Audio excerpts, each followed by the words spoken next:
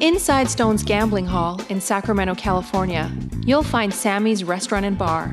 Recognized for its innovative, healthy global cuisine, Sammy's offers menu selections made with local, organic ingredients. Indulgent options like truffle fries, duck tacos, artisan wood-fired pizzas, fresh salads, and more, along with an eclectic selection of craft beers and classic handcrafted cocktails. Plus, with 40 big screen TVs, Sammy's is also the perfect place to catch your favorite game. Satisfy your craving anytime, 24/7, tableside or in the dining room at Sammy's Restaurant and Bar at Stone's Gambling Hall.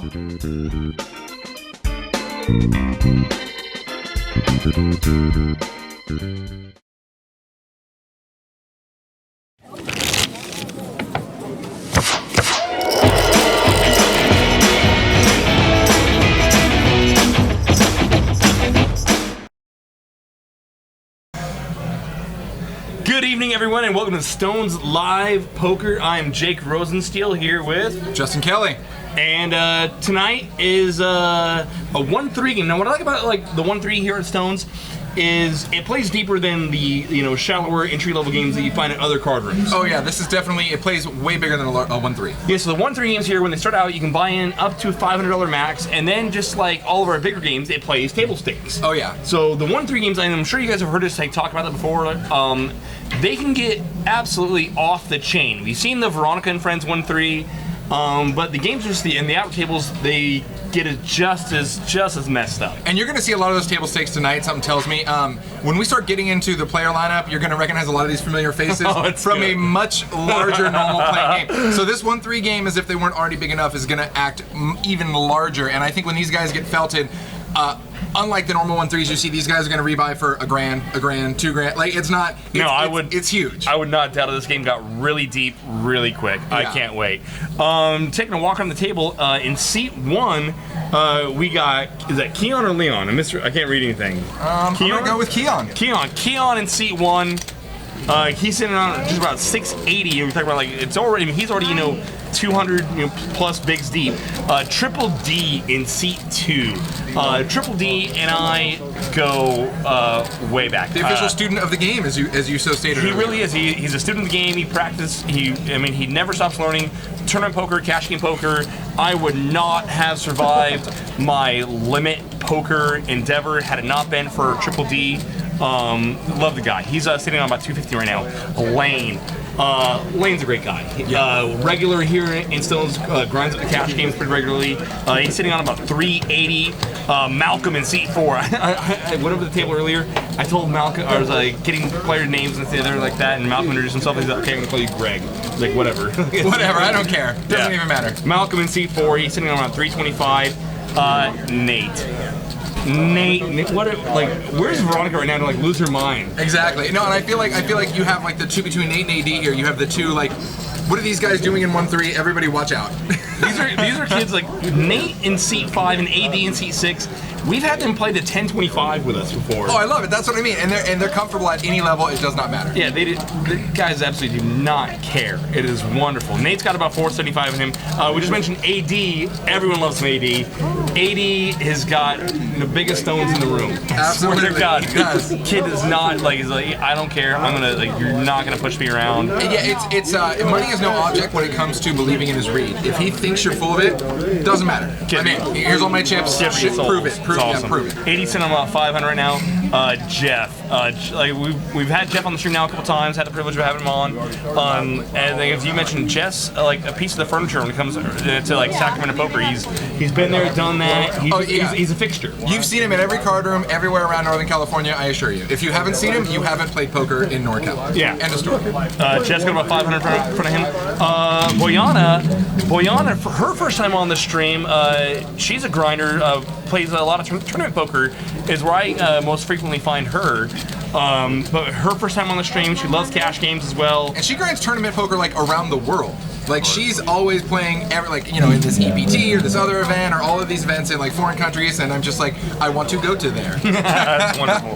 Boyana's got about 500 in front of her, and we got Brandon in seat 9. I don't know if I played with Brandon before. I might have. I can't tell. Brandon's got like rocking the backpack. I love it. He's very casual. Yeah. He's got the hat. He's got the headphones, the backpack. He's drinking the drink. He's like, don't worry about me, and I stacked your chips. That's what happened. Brandon's got 500 in front of him.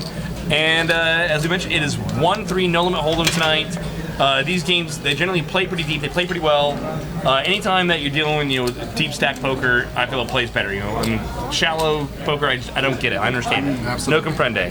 Absolutely. Well, that didn't take very long for Veronica / Angry Polak to already basically try to propose to Nate over there.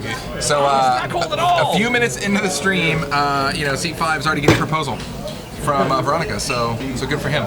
Angry Polak. Matt. Looks like we just had a hand here, the way that Keon slacked down his hand. I believe he might be losing this pot. I don't know what happened, but I don't think he's too happy about it here. Looks like Lane and Keon might have got mixed up here right as the stream kicked off. Yeah. You had Mickey in the box, cutting out the chips, making sure that the pot's right. Yeah, we're going to see if our chip stack count's still on point after that one, because we exchanged some stacks. Yeah, exactly. Lane, stacking chips. Stream just started. I feel like we've seen that a lot too. Like, oh yeah, look at that. Right as the stream starts, it's like somebody's getting stacked or felted. You're like, well, wee. Fantastic. God, that's the greatest feeling in the world. When you get like two arms out, break the pot in. Yeah. Oh yeah, and it's like overflowing as you're pulling it in. You're like, oh god, there's so many. What do I do? He's like take like the next 2 or 3 hands, like stacking all your chips. So like, oh sorry guys. Like, so that was that's like you though. But you had your big tournament win. But see, I wish if I had a big tournament win like the one you just came off of here on Sunday. I want them to pay me in all at once. I want racks on racks on racks on racks. I want to carry it in like a chip cart. Yeah. I cashed out 65 racks. 65 racks. You're like, whoa, 65 grand. You're like, not exactly, but same thing, sure. The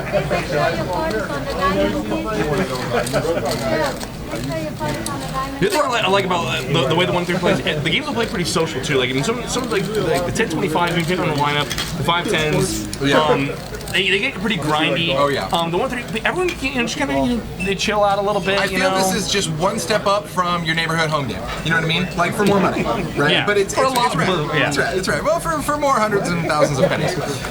So speaking of Lane here, he can't even stack his. I don't think Lane looked at his hand. I was gonna say he can't even stack his last pot quick enough. He's got aces again.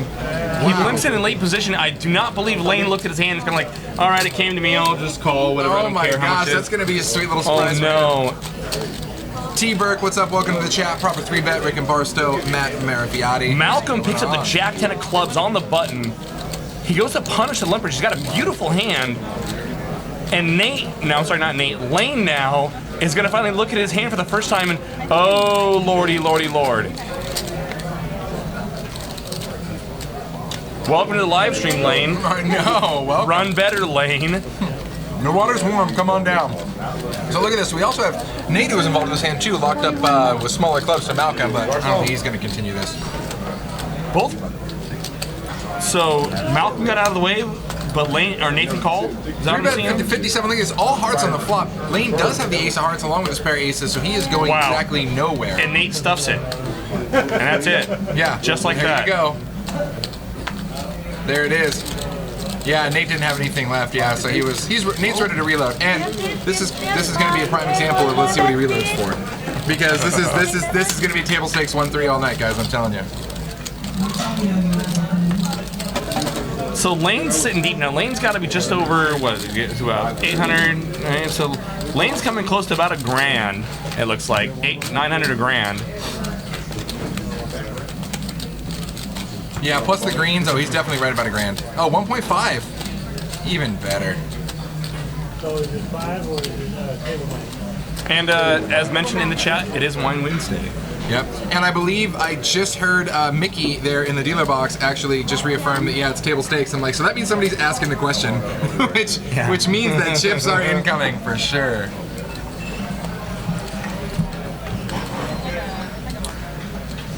What a game. Angry Polak, come on down. I know, Veronica's like dying inside. Come on not down, being hop here. in the game. You can find a pot, you can find a husband. Come on down. I don't know if your current husband would like that, but, you know, just rules, details.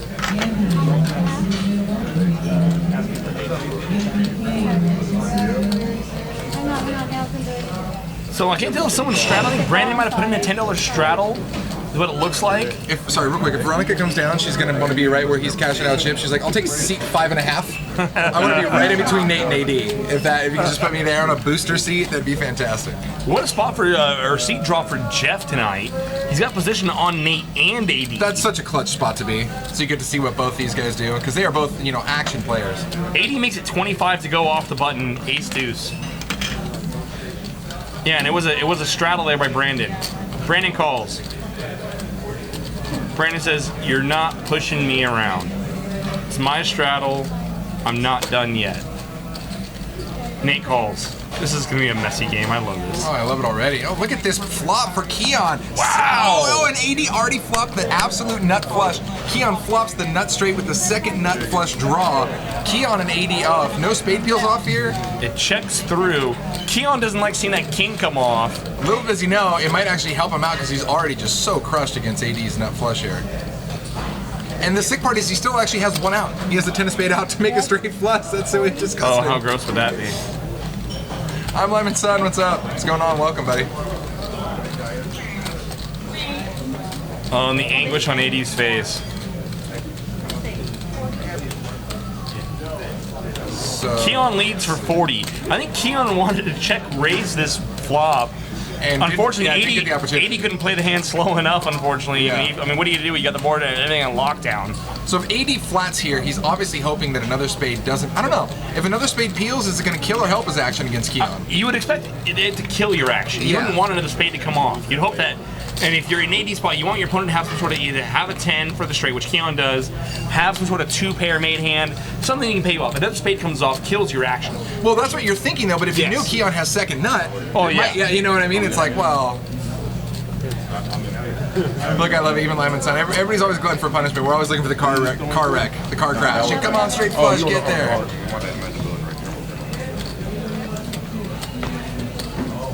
Keon leads the river.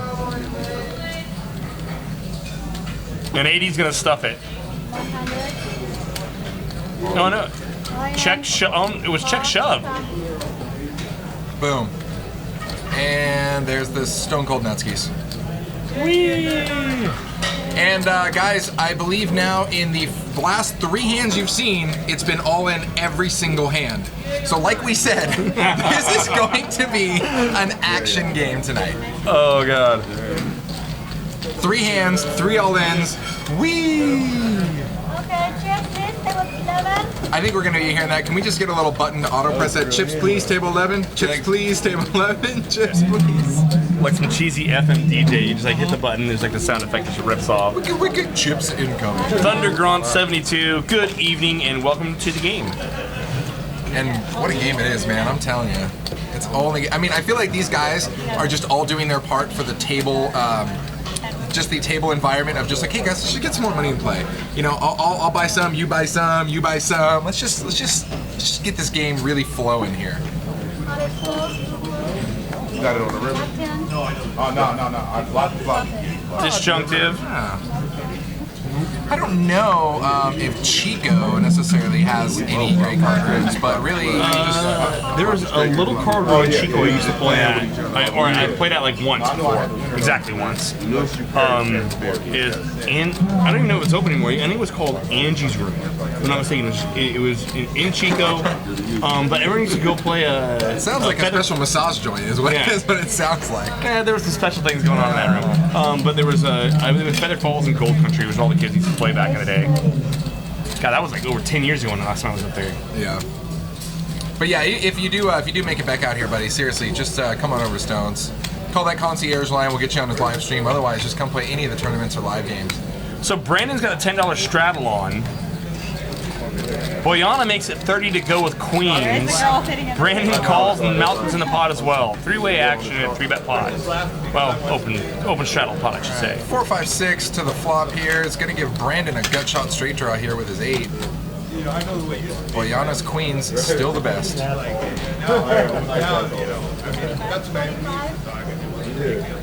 She fires out 55 into 91.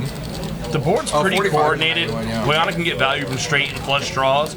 She does have backdoor clubs as well. She doesn't know Malcolm's a better backdoor clubs, but he's got nothing on the board to continue with. If a club peels on the turn, will be a lot of these players might continue here. Oh, that's going to be a little bit of an action killer. I don't know how much Boyana's really worried about a 4. I think she's probably thinking that Brandon's going to have more straight and flush draws here. Oh, I don't think she's worried about it. I just meant action killer like Brandon's not really going to continue this hand after the board pairs. You know what I mean? I don't think she's worried about the 4. Gotcha. Can we get 7? So they're looking at stack sizes. And this is what we're talking about the 1-3 playing pretty deep here at Stones. See, Lane's got 1,500, Jeff's got 900 in front of him. Anytime you're at a table where it's pretty casual for players to be 300 bigs deep. Yeah. It's a beautiful spot to be in. T-Burke, no, this is not an employees game. Originally, it was going to be an employees game, but once we heard that all of these crazy players wanted to play, we was like, okay, game on. Right. So we just thought we'd make it. I'm going to call this the super deep 1-3 game. Is what we're going to call this. The 1-3, I dare you. I double dare you. These are all employees of the game. That's right. Triple D. I'm really waiting for us to get Triple D to get in the pot tonight. Triple D understands and exploits his image better than perhaps any other player in the room. So Triple D has, correct me if I'm wrong, but a relatively kind of rock-tight image, right? Correct. And so he knows how to exploit that when he's like, okay, well, Triple D always has it. I have to get out of here. And sure enough, he just capitalizes every time. He will pull off some moves in some 6-6-6 spots. Because he knows he can get away with it more than other players can. And like I said, there's a lot of players that players have different reputations and images at the table, and most players will understand that to some degree. But capitalizing and exploiting it to the level that Triple D does, he's right up there with the best of them.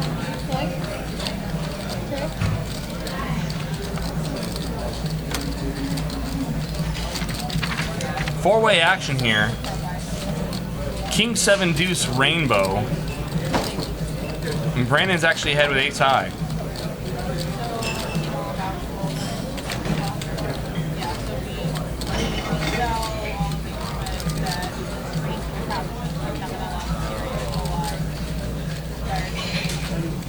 Keon 5-4. Just thinking about it. I mean, Keon's fresh off crap I got stacked against AD hand, so he's just he's out of there. He didn't want to let that hand go. He thought he smelled something there. He was right. Yeah. That wasn't much of anything.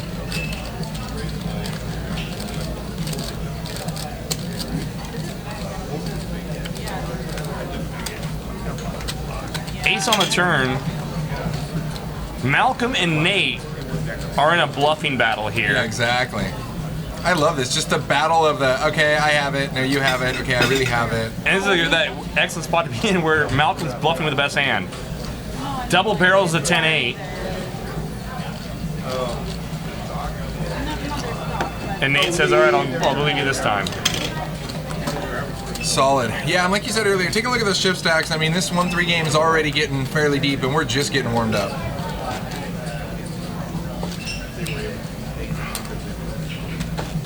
You look so proper, drinking your coffee with your glasses. Well, after the incident in the final table where I misread the board, and then coming back Monday for the 5-5 game, I misread the board again, and it was like, all right, it might be time to just tune up, focus in here. That's, you know what? How much do those glasses really cost you though? Because prescription glasses are already expensive, but then when you misread poker boards, those glasses can get very, very. These glasses were $6,000. These are the worst glasses ever. I was playing in a 1-3 game, not too dissimilar to this, and Veronica was at the table, which of course was driving all the action. And I got poker, blah blah blah. Who cares? I get down to the river and I very confidently roll my hand over like I got the nuts, and I roll over ace 4 offsuit, not suited. Oops. And I rolled it over and like jaw dropped, and yeah. Are you talking about the tournament? Or are you talking about the cash game after? No, this is cash. Okay.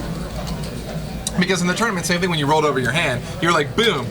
And I'm just like, and that's what, when I saw the confidence in your face when you rolled over your hand, I'm like, I think he thinks he has a flush. I'm pretty sure he thinks he has a flush right now, and he doesn't.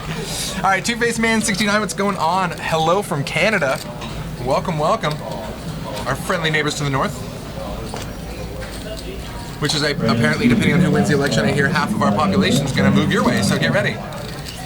It's funny, I've heard it like both ways. Yeah, like, it's whatever. No matter what. Honestly, I don't even care who wins. I just want to go to Canada and hang out for a while.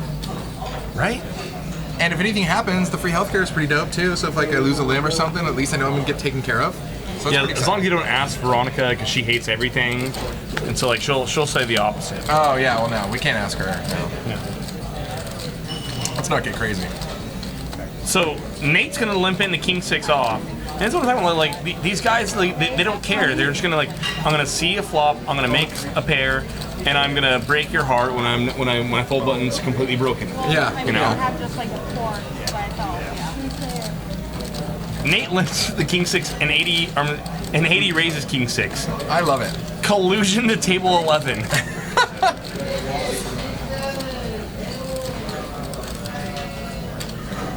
Ace 8-3 rainbow. Everyone misses. 80 was the pre-flop aggressor. And he's not stopping now. Triple D. Oh man, for a second I was like, is he gonna exploit that image? Right? Is he gonna exploit that image you were talking about? I think he's got to worry about Nate being behind him. Yeah. Oh yeah. Well, that's the thing is too. Yeah, with Nate and AD, it's like if you're gonna. I don't know if Nate and AD are necessarily the players that he wants to exploit that image against, because they don't make those calls. Yeah. You know, and I think he'd be more comfortable. Yeah, he'd be more comfortable making those plays against players who play a little bit tighter. Yeah. You know, because those plays will work a much higher percentage of the time. Remind you of the nugget here. Chips be flying all over.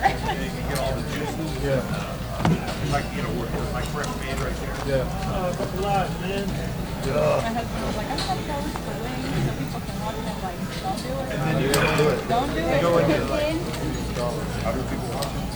I just want a job where I can like sit back and like drink coffee. I'm pretty sure you're at it right now.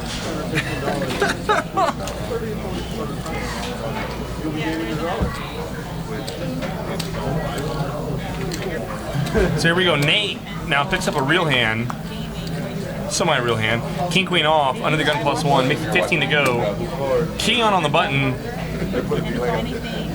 Right now, He calls the Queen 8 off. it's at a 7. Yes, it's at a 7. But we'll be able to watch it. Heads up. Also, like, you don't have to Be watching it live or would it be? Biggity bam, Ace Jack 8. Oh, I was gonna say the Ace 8 just fell off there. Would have been 2 pair for them, but Keon out flops Nate. Check, check. Nate does have a straight draw. 15 from Nate in the 37, little small ball pot. Now Keon, being that he checked the flop, might be willing to look him up here, especially since it was another under that peeled on the turn. I like the way that And he Keon's does- playing this yeah, hand. He does, and he's got position on him. He's basically in check call mode right now. Pot's at 67 bucks. He's gonna make him pay for it. Looks like 35. And Keon's gonna let it go. Keon's gonna let it go. I think Keon made a. I like his check back at the flop. I like his call on the turn. He just couldn't quite finish it off there. T-Bird. So brutal.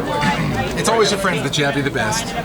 And that's how you know, like, you have good friends. Like, if like you just randomly by yes people who are like, oh no, I want to patch you back. Yeah. No, your friends got to give you some hell every now Oh, and they then. come in and they're like, dude, you're an idiot. You know what I mean? You're like, that's my friend. Yeah, that's my friend. He's got my back. That's my friend right He's there. gonna tell me how stupid I did, whatever. Okay, so every time I tell you you suck, that's how you know we're friends. Thanks, man. Freaking That's love. That's love. I was struggling for words. By the way, I wouldn't recommend that with your actual spouse, though. Just saying. Just throwing that out there. Just a little word of advice. But yeah. Yeah, Brandon in C9 is just game face, man. Head down, hat on, backpack on. He's just like, don't worry about me. It's a big old family pot here. Nate made it 15 to go under the gun with the Queen Jack off. He flops bottom pair in a straight draw. Fires out 15 again. Takes down the pot. And so far, as to be expected, we've pretty much seen Nate and AD in the majority of these spots. And I would expect that to continue. These guys can play a lot of hands. They're overwhelmingly comfortable, especially at this level. And They're overwhelmingly comfortable with this level, post-flop play, playing against these players. The money's not an issue. And really, they just want to outplay each other. They just want to outplay everybody. Exactly. You know what I mean? And so it doesn't even matter what they get. Like you saw it already. Nate limping with King 6 and Nate raising with King 6. Like game on. Yeah. You know.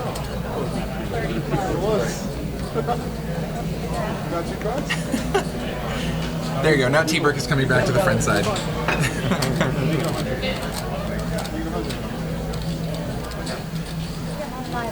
So alright guys, if you like some of the poker action you're seeing too, don't forget to click that lovely green heart there in the lower left and click the little notification portion of it as well. And then you can email every time we go live. I love this. 80 under the gun makes it 20 to go with 2s. Yep. Pocket deuces. Way good. Keon calls a King 5 suited. Keon's coming in, but it was... And now look at, here we go. Triple D's got a 3-better fold type hand and the ace 10 off. And he's going to take the aggressive line. And he's going to put in a re-raise. Looks like what? Is that 45? 50? It's 50.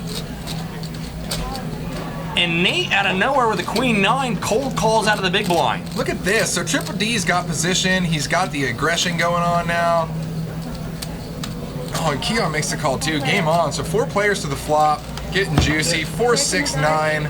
Top pair for Nate. Everyone else is whiffed. Yeah, pretty much. Whiff City.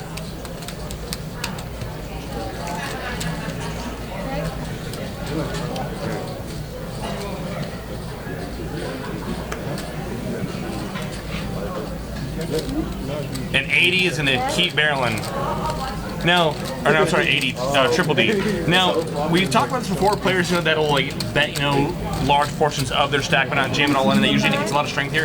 Pay attention to Triple D here. He's got only 220 back, and it looks like he bet like 150, 165. He can't fold anything here.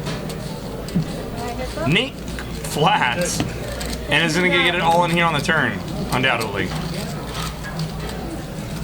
Check, jam, and Nate is not folding. No, not at all.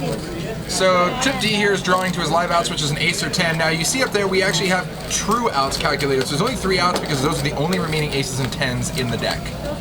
And that Queen 9 is going to be solidly good. So no help for Trip D there. Started out with almost the best besides 80s deuces and no bueno. I'm Lyman's son. People don't really think that there's like tension between me and Veronica. Isn't that like... No, that's just Veronica. That's Veronica and everybody. That makes more sense. Burn. I get that. Must be that Polish-Canadian thing. Yeah, I mean, that'll really do things to you as a person. That'll mess you up real good mentally, man. Lane and Nathan as our big stacks there. 1,200 and 1,500 respectively. I believe it was one of our, I mean, it might have been the very first game, I think it was. The very first 1025 game that we ever aired on Stones Live, Nate played in. And the game just it went off the chain afterward, kept going, and it was that very same hand that Nate had, that Queen 9, ended up making a bigger boat over another player in what I believe was like a 9K, 10K pot. Yeah. An absolute mess of a hand. Wow. I mean, so Nate is not afraid to take any two to the wall. Oh yeah, for sure, for sure. I need to go back. I need to watch the very first stream because I feel like we've made so many upgrades already since then. God, I think it's off. I think you can't go back and watch it. I need to get in the archives. I don't think it's archived. Well, Bob's got to have a copy somewhere, maybe, because I'm telling you right now. I will pay off Bob to not show you. I feel like it's gonna be like just a couple people like in a dark, poorly lit room, like, hey, let's talk about some poker, like so, and like not even on the level. Now you're like smoking cigarettes. Yeah, I'm so ready. Oh, hello. Hey friends. Come in, Stones, you can troll us in front of our plexiglass wall here. Triple D reloaded. He opened up the Jack 10, and on a Jack Eye board, he bets what, 30? 45. Yeah, and Keon here with pot-sized bet. Keon with a little gutter ball. And misses it. And I don't think that 5's really scaring Triple D here. I don't think he can really put Keon calling with that 5. But Keon's going to represent it for sure. Keon's going to represent a good hand here. And I don't think Keon has enough chips to literally get Triple D out of the pot. And yes, I said literally. Oh, he's definitely not going anywhere now, that's for sure. Oh, that's Keon it's the jams call. it. Yeah, that's a bummer. That's the card that makes Triple D's kicker irrelevant, essentially. So that is going to be an insta call for Triple D, and it was. And we gotta. Hey, this is what Keanu want to show. Dang it! Just turn your hand over, Triple D. He doesn't, yeah, if he doesn't want to show, you know, there's a reason. Dang it. Brutal. John Bruce 4. What a messy game. So guys, this weekend is Labor Day weekend. This Monday, Labor Day, is our Twitter roll. This Monday? This Monday. Yes, no, carry the one. Yes, this Monday. This Monday is our, I don't even know, I don't even have the date on my watch, I don't know why I did that. But yeah, this Monday is our Twitter roll. It should be the 5th, right? Yes, no, am I crazy? So yeah, so this Monday, Twitter roll I believe is what, a $50 buy-in, $55 buy-in. I was corrected on that last I don't know, the time. house is putting a 10K prize pool. That's the point we're talking about. Yeah, the house is putting up 10K, so just don't worry about it. And yes, it is this Monday. So definitely come buy in. You will not really ever get better value for a buy-in than I look at Boyana, she's like, I'm never leaving, like lock the doors. I'm never leaving. Nope, I'm here. And a couple people in the chat were talking about Boyana and we're like, hey, who's that in seat 8? So, don't let her looks fool you guys. She is a very experienced poker player. She's not just like hanging out. This isn't her first rodeo. She plays a lot. So I think we're gonna see some pretty involved hands with her later in this stream. In fact, she's already raising right here. Queen 9 suited for Boyana. I think that she might have straddled this hand. I wouldn't, I mean, as light as everyone's calling, I wouldn't doubt her opening Queen 9 suited under the gun. I was actually, at first I was like, man, I'm kind of bummed they're not doing any sort of live straddle or like 7 deuce game, but then I'm like, you know what, this game's already so live, we don't even need any other random elements to it. So, and Boyana flops top pair here. 9-6-6, and AD out of the small blind has trip 6s. And Jeff has a 9 as well, so we have 2 players with top pair, 80 with trips. Did 80 even see the flop? Did 80 fold the small blind?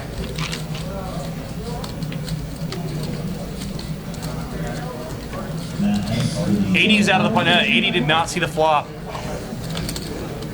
Turn card. Nate floated King 5 on the button. Nate is waiting for a scare card to take this pot away from one of these players, and the ace might just be the mark.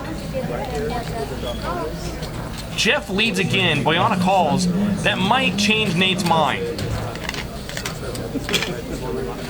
River card.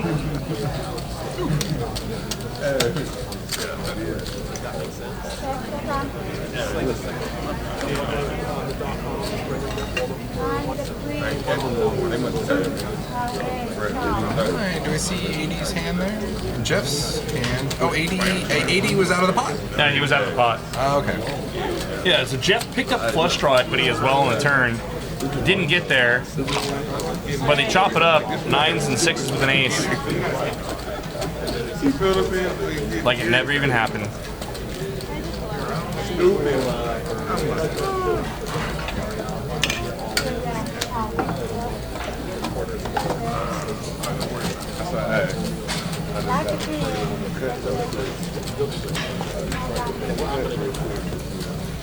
got a push coming in. Go ahead, Dylan. No.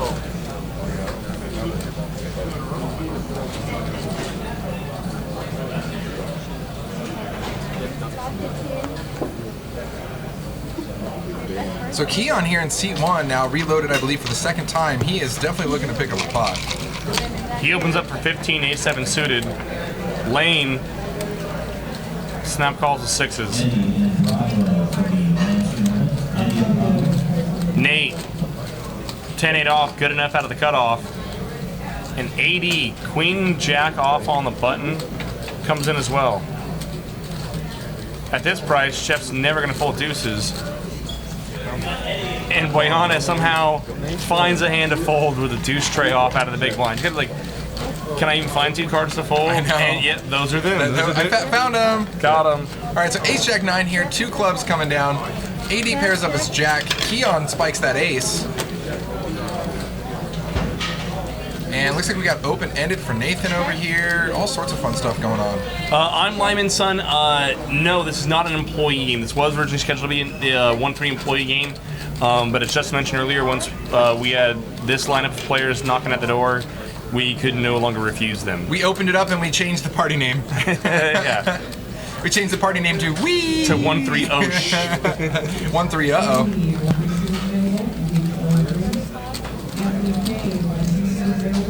Keon leads out his ace. Gets called by Nate, who's open-ended. 5 on the turns of brick. And Keon's gonna keep barreling. He bets 20. I don't think at that price you're gonna run off Nate. I don't think 80's gonna fold either. There's $200 in the pot. 80's getting 10 to 1. And there, look, 80 senses weakness. And he makes it 120 to go. 80 takes his hand and turns it into a bluff. And the thing about Keon is he's just been getting beat up so much at the table that like he's got to be thinking, am I really running this bad? Is my ace no good here? Did somebody spike 2 pair? At some point that really does get into your head. You know what I mean? You heard it, like, you start to second guess yourself on everything. And I think this is kind of where he's at right now. He's thinking like, man, do you have ace 5? You know, because I mean, what else are you gonna have really where that 5 is gonna help complete your hand? I mean, you know, do you have ace 5? I don't think you have 9-5. I don't think you have jack 5. I don't think you have pocket 5s. And I mean, yeah, I totally agree with you. I think at some point you're just like, oh, there we go. Get it, Keon. So Keon's gonna make the call. I still think Nate's gonna call. There's 450 in the pot. It's only cost him 100 to call. That's pretty funny. And now, Nate's got to imagine that AD's got a real hand behind him, and then if he makes it straight, that he can get paid off. After AD overcalled the flop and raised the turn, Nate has got to believe that AD has a strong hand, and if he makes it straight, will pay him off. Oh, yeah. The only thing that AD, or that Nate's got to maybe he's thinking about here is, what if a club comes off? What if it's the king? I'm sorry, what if it's the queen or 7 of clubs? Then what does he do? So this is funny. I just have to mention this. The poker show said, do I have to have a tattoo to play in this game? And look, seriously, tattoo, tattoo, tattoo, tattoo. And then JFK says, oh, Triple D must have a full back piece, and he makes Queen. the straight. Nate makes the straight. Oh, he's going to get paid. And 80 makes 2 pair. Keon's got top pair and not a lot of money behind. Ooh. 558 in the pot. Keon's only got 130 back. Poor Keon, man. Oh, he's going to see. He's going to jam it right here. Oh, no, he checks.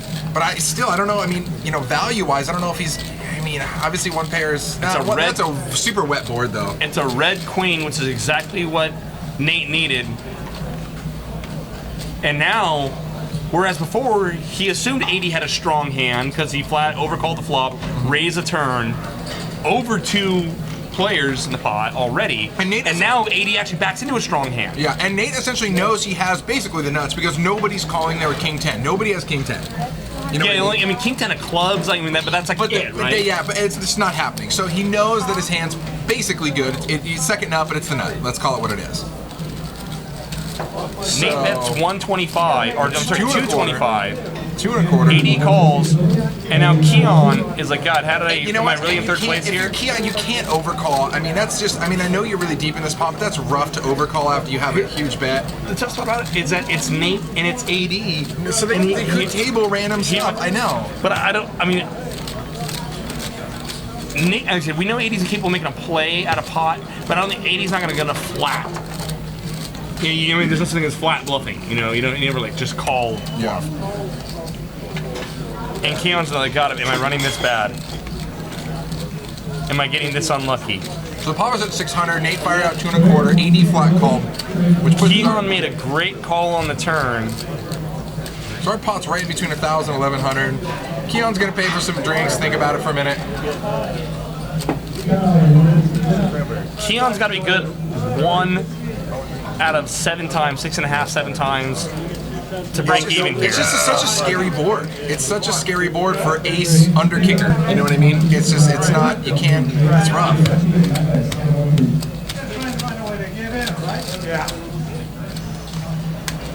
And a babyface ATL, welcome to the chat. I think, and he's kind of bringing up, and that's the thing is, it's like the pot is so juicy at this point, you almost want to toss in the extra hundreds and change just to see if you can win it. However, if it's a guaranteed loss for you, then, you know, bye-bye. Hello, John Bruce. Lock the doors and put me on the list. He's coming out of New York. Seriously, freeze time, just do a straight hold up. I'll be right here. I opened the doors and walked in and saw the lineup and I'm like, oh, what? Like, No, I know. I wondered the same thing. I was like, oh, 1-3 employee game. I wonder what employees are playing. I walk in, I see that. I'm like, oh, game on. it's real.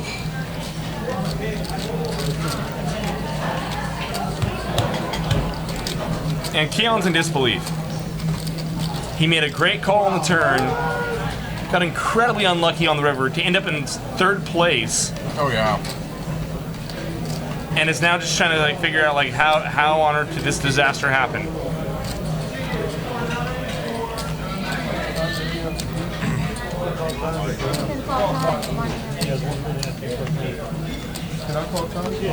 And now, Yeah, somebody call time on him. Keon, we're gonna give you a 60-second clock, okay? I was gonna do it, but I might be a dick. I know. I'm just thinking of every fucking possibility, man. Yeah. Let's find another day.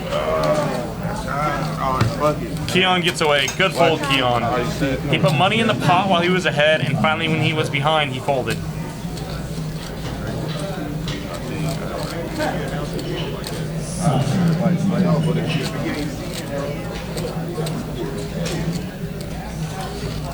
So right there, I think was what we see sometimes at the table where another player chimed in and said, oh, he's got the straight. And AD was like, hey, man, you shouldn't really do that. You shouldn't really announce the hand like that because what if he didn't see it? But in this particular case, I believe it's Stones anyways, if you table a hand, the hand speaks for itself. So it's kind of done at that point. Yeah, it's Stone's card speak. At the same time, there's kind of a common courtesy among players. I mean, if you're not involved in a pot, it's time to just. Sometimes left, especially in a big pot like that. Yeah. That pot escalated quickly. And that's how we expected this game's gonna go. This game is gonna play deep. It's gonna play big. It's not a game for nets. Yeah. Ugly Brag Prince 88. What's going on? Welcome to the chat. Yeah, you ain't gonna give up. Yeah, I'm glad Keon made that fold. I mean, if he would have done that and busted again, he would have just been upset. I mean, as it was, it sucked to lose that pot, but Keon's got unlucky, but I mean, credit to Keon, for how he played there. He was putting money in the pot whenever he was ahead, and when he finally fell behind, he was able to finally get out of the way. I mean, so yeah. I mean, we hate being totally results oriented there, but you can actually look at Keon the way he played that hand. Every time he put a chip in the pot, he had the best of it.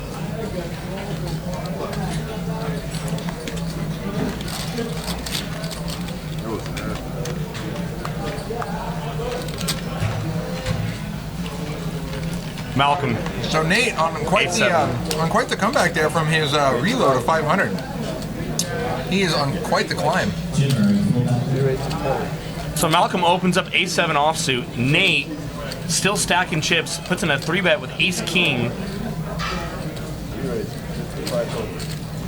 And AD puts in a 4-bet to 75 with 4s. Whee! 55. And then Jeff cold calling? Jeff, yeah, it's 55, so it's open it, rates to 10, 3-bet to 20, 4-bet to 55, cold call 55 with a 6-5 of clubs on the button from Jeff. He loves that button. He's paying for the button. Malcolm realizes where he's at in the hand. And Nate is never folding. 3-way action. Queen, Queen 3, and AD's 4s are still in the lead. Checks through. Disco. If AD had any reservation about where he was in the hand before, they're gone. And Nate picks up the ace-high flush draw. And little does he know, the spade is the last card in the deck he wants to see.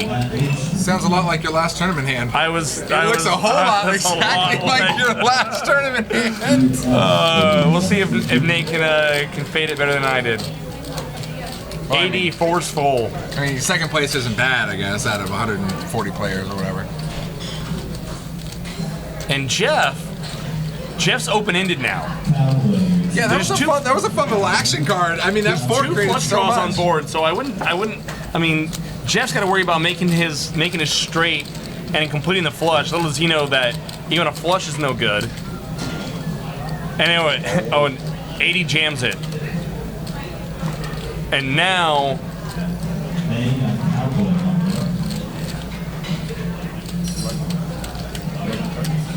So I think at this point, I think that pretty much is going to guarantee Jeff getting out of this pot, because there's two possible flush draws. Even if somebody doesn't already have a boat, they have a queen and potential to boat, or they have a, yeah, I think Jeff's going to be gone here. But Nate, though, I think Nate might come along with him.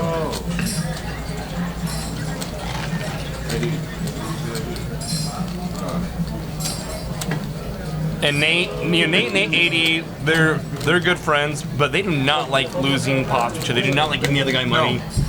I mean, somebody's like, well, if I lost money, you know, unless I give it to you, like, they don't want to, like, they don't want to hear from the other guy. Exactly. So here's the deal, like, yeah, and he makes the call. Quads. And boom. Oh, what? Oh, wow. Wow. Like, he just laughs. He just laughs. He's like, yeah. And the thing is, when that peels off, he just looks at him. He's like, you hear him say boat? He's just like, actually, boom.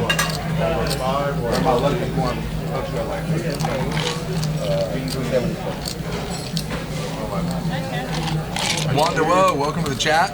420 man, 420. What's going on? Joe Flat, 007. The right corner or the left corner? And there it is. Peru Tao.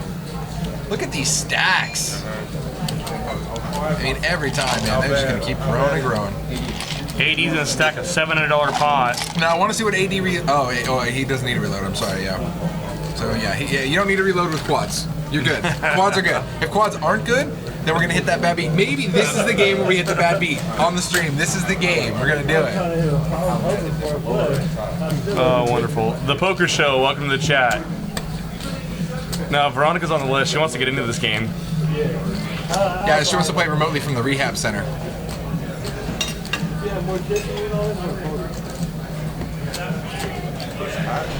So, some people in chat wondering why 80 jammed the turn there. 80's thought process might have been, well, if he's got a queen, he's never folding. Yeah.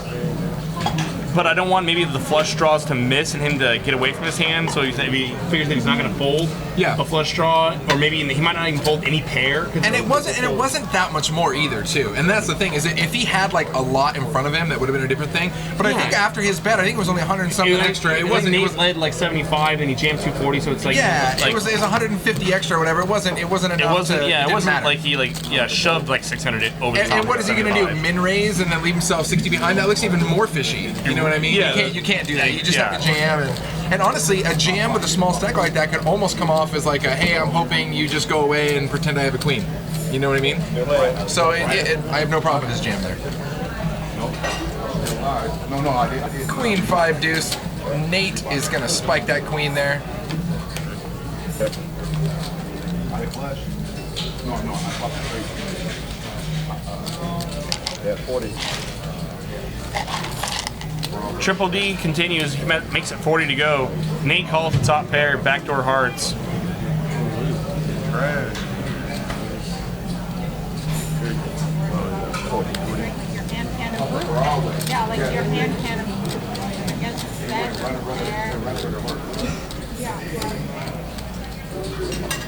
there. Keon's got an overcard and backdoor clubs and is not done yet. Speaking of backdoor clubs, Keon now adds a flush draw and straight draw. And that third club might slow down everything. And somebody had a set. Brick. And then the board. Nate's pair of queens are good. And so like it's a full house and a full house. What are you gonna do? So some of the players in the chat are still talking about that last hand, and I mean, a lot of players, like I said, are talking about that they would flat the fours. I mean, I probably flat fours too, but here's what keep in mind. Now to talk about results oriented, if he does flat fours, there's no way he gets another $1 on the river, and that's the difference too. Well, you can still keep your opponent's bluffs tonight. I mean, your opponent's gonna fold his bluffs. Yeah. If you're Jamie Force here. The other thing is to consider is that Nate and 80 go way back and have played a lot of cards together, and there's no one that knows each other better than that. I mean, we don't know what backstory there is there. Where, I mean, 80 might think to himself that Nate, anything like that, I overbet jam, turns or rivers that he thinks I'm bluffing. So I mean, that might be the spot there where 80, just because of his familiarity with Nate, might be doing that specifically because he thinks that Nate might be more inclined to call it and might read that more as a bluff versus if he just flatted and then jammed river. So I mean, there's always an imbalance between playing how you would play a hand versus any random opponent versus how you play a hand against a specific opponent that you're very, very familiar with. And considering that, I hate being results oriented. Considering that it worked out, I gotta imagine that there's that a big part of that playing into that was 80's familiarity with Nate, and the volume of poker that these guys have played together. Speaking of 80, he makes it 20 to go, Jack 10 suited. Boyana, she picks up Ace King of Spades, and she makes it 70 to go. Keon stuffs it. Oh man, and this is one of those things where Keon's gonna be like, really? Man, am I running this bad?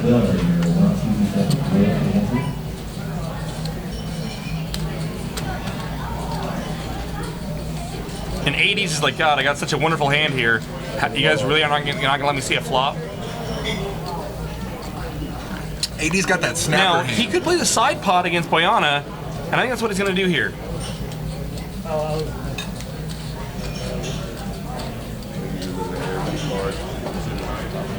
Yes, exactly. You are folding out a good portion of his range, and that's the problem is with when you jam there, you are gonna you lose all your opponent's bluffs, and you're gonna lose a lot of you're gonna lose most of his draws. So Boyana's gonna make the call, and did AD check out of there or what? I don't know. Oh, look at this. So Jack, Queen, Deuce here. AD is still in this. AD hits a Jack.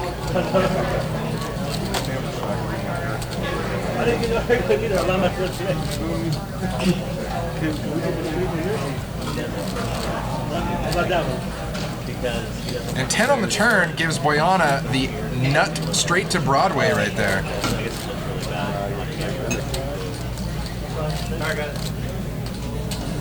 How do I do this? What the hell is this? I got this messed up. What have I done? Plug it again, yay. I messed this up.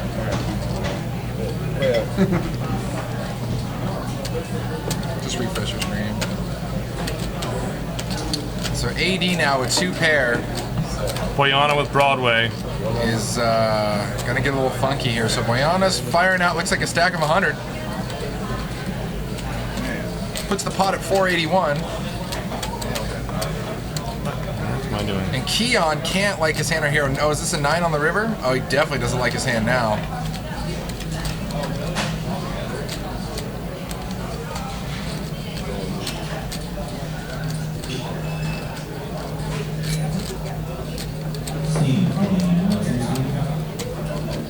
Call 100. Go 45 pot. I knew it.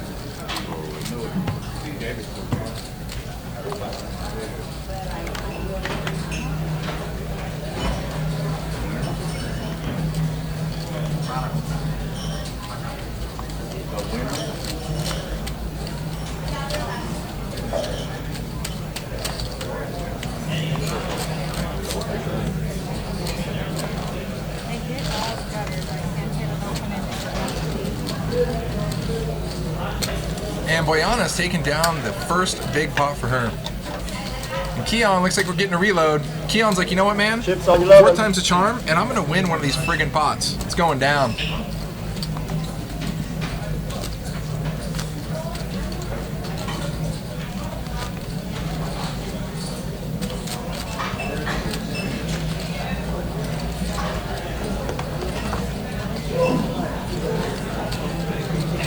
I mean, they literally just keep a chip runner on tap right there. Just bring him in all the time. Yeah, just have him on standby. I feel like the whole chat room's rooting for Keon now. Just come on, Keon, get that pot. Guy can catch a break, man. I mean,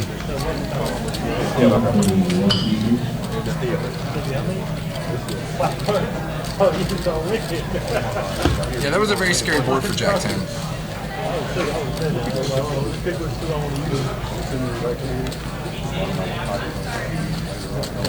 Shaq Spencer, Shaq Penure, 32. No, this is not the employee game.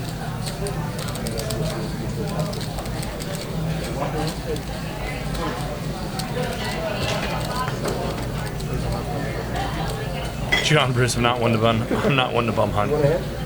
So now look at this, the big stacks, 1.6K, 1.5K, and Boyana approaching 1,000 as well. Oh, thank you, sir. See, look. Takes a pot off him with quads and he brings him a nice drink. A little Cavassier. It's fantastic. Cheers. I love it. Cheers. And he just cheers his other glass or something. That was great. The new guy 91, this is table stakes. It's a 500 max to start and then table stakes after that. So you can actually go ahead and you can match the highest stack at the table, which I'm sure we'll see pretty much at some point tonight if somebody gets felted. Jeff's gonna try to limp in the 4 deuce here. Brandon in the cutoff ain't having it. Make the 12 to go with a 7-8 of spades. And Jeff and Brandon will probably take his heads up.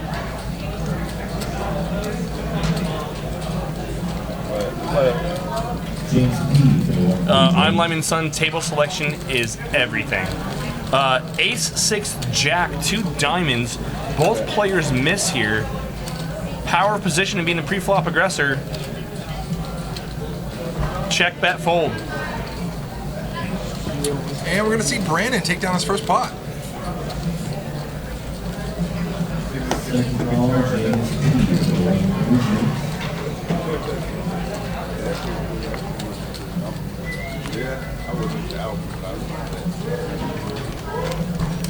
You getting stoked for the fall classic?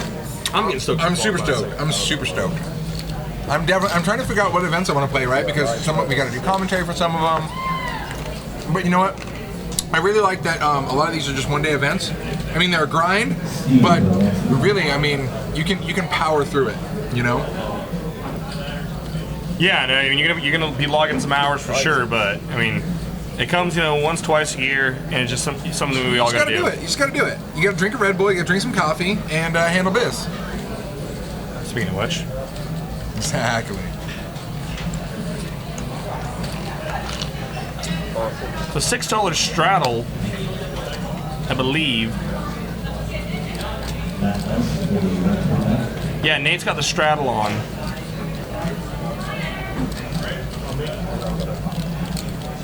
Nate's option checks. So 1, 3, 6. 6 waves. Jack, 3 on the flop. Finally, Keon getting some love. Trip jacks for Keon. Pay the man. Don't runner him, please. Whatever. Don't do it. I don't know if anybody else can get a piece of this. Okay, so Brandon now picks up a draw to the wheel. And lane's open-ended. Oh man.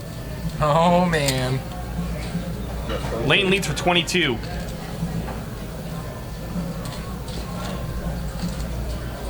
Stones has been open, we're going on almost 2 years now? Year and a half? Coming up, yeah. At least a year and a half. I think we're coming up on 2 years pretty quick here.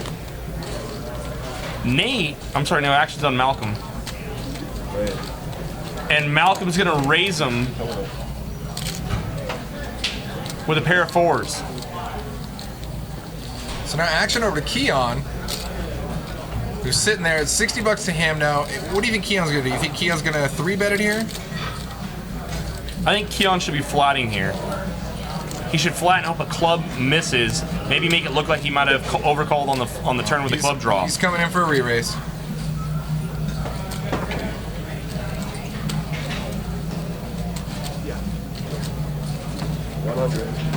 He makes it 100. Clicks right back. Now the problem for Lane is that Keon's not that much deeper. He doesn't have the implied odds to try to run down a straight, and he folds. Malcolm, it's just a pair of 4s here. He was making a move on Lane, kind of a semi-bluff there, kind of merging his range to a pair of 4s. And now he's got to worry about what kind of hand is Keon, what would he check back the flop with, and now 3-bet the turn. So I think at this point, especially the way that Keon's been running, I think you can safely put him on a jack pretty easily. Wow. And there we go. Malcolm calls. Another 3 comes off. Giving Keon the boat. Definitely not going to go anywhere now. It does complete clubs. Might make it maybe a little bit easier for Malcolm to get away from his 4. 100. Action is. No. When you bet out of turn, the action doesn't change, the action stays. Yeah. So it's 100. Still got a bit.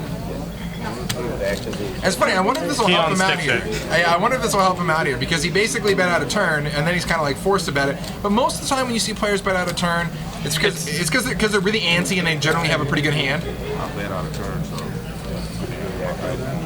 Keon bets 100. He's trying to price Malcolm in.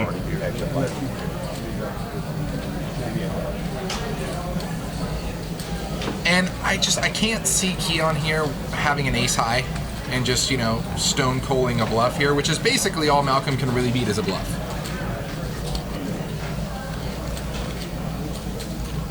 I mean, he thought he was maybe bluff 3-betting the turn with clubs. Clubs got there. He beats the 6-5, and that's it. And Lane, we know Lane dumped the 6-5.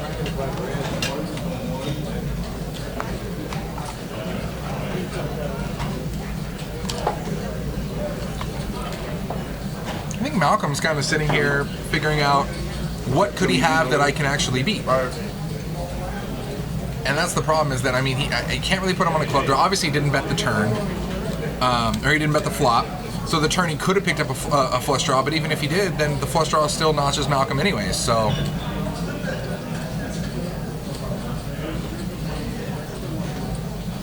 Malcolm is not a believer. He does not think Keon has a real hand here. Yeah, Malcolm is pondering a hero call. The problem, like I said, I think Malcolm, there's something going on here where Malcolm doesn't believe Keon, but he can't find any hand that Keon would do this with that he beats. Master C, what's up? Welcome to the chat. He said, this is why Jake's not playing his turn in Pineapple. Master C and I are going back and forth. Classic. It's wonderful. Master C, you need to give him some more beer so he starts doing worse at Pineapple. He actually might start doing better on second thought. Don't do that. Malcolm finally gets away. Alright, yeah, correct. Malcolm makes a correct fold. Wins a pot. Can we just get a small clap for Keon winning a pot? It's about time, man. Long time coming. I was like, if everybody rivered Keon there, I would just be so sad. Like, everybody rivers him. Don't do it. Y'all been on trash all night, so I don't know.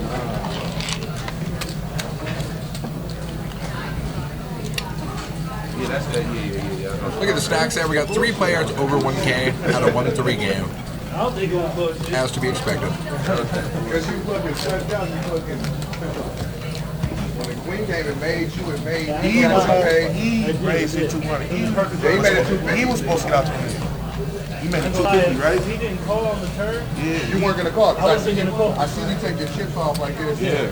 I was like, But all when right. he called, I'm like, It's funny. That's how you get the whole chat room to love you. You just gotta like get basically felted like 3 times, and everybody's like, dude, we love you. All we want is for you to win a pot. Get some. Ghost of M. All right, over to Jeff. Boyana's checking out here. Brandon's coming in. I've seen him put his chips up. I'm like, all right, I'm taking the pot. Bet. Keon's still stacking.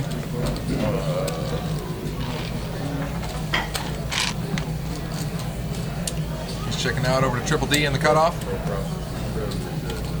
Brandon makes it 15 to go, Queen 10 off. Lane's gonna flat deuces.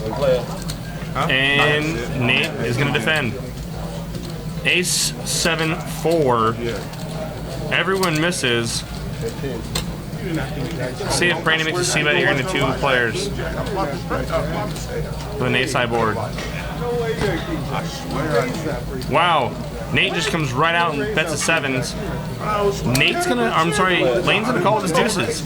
He thinks that Nate might be barreling some flush draws, and or he might be able to even get Nate off of a 7 or 4. Check, check.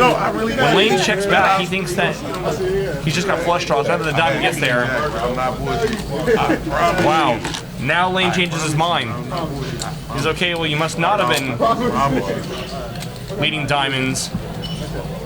And it's actually Now Lane turns his hand into a bluff. It's a relatively small bet too. It's almost like a kind of a call me value bet. It didn't seem like he bet very much on the river, but it was enough to get Nate to get out of there. So No, I know. Kind of some weird lines with the deuces hand. Well, I think Lane kind of, I think he kind of, he had one read and then went the other way with it. Yeah. So I think when he flatted the deuces, He put it in reverse and just like, oh, hold on. Skirt. he had that he's got to be leading with some, either one, that he's leading flush draws, or two, that he's in pairs and he can use the flush draws as bluff outs. And then once Nate checks the diamond, he thinks, okay, then he must have been leading with a 7 or a 4, and now he can turn his deuces into a bluff. Takes on the pot.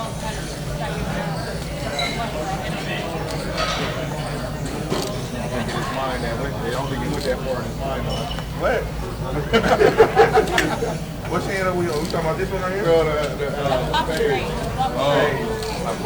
I like how they're looking up at the replay or at our stream on the delay around the room, saying like this hand right here, pointing over at one of the monitors by the table, like this hand right here, or the hand that we're actually in right here. I want to see that line. It's a limp pot so far. We were trying to, basically what I was trying to do, I was trying to get you to add that more money. 4-5-8 to the flop. Brandon hits top pair. Nate's open-ended.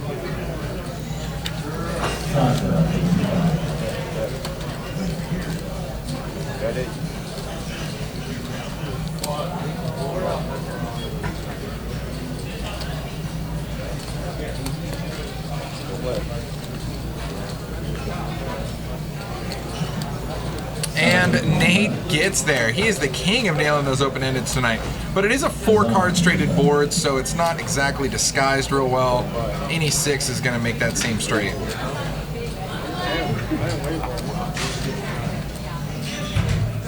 AD bets 25. 25. A little tester bet. Brandon calls. Yeah, breaks the call with top pair, and I think Nate's going to come out swinging here a little bit.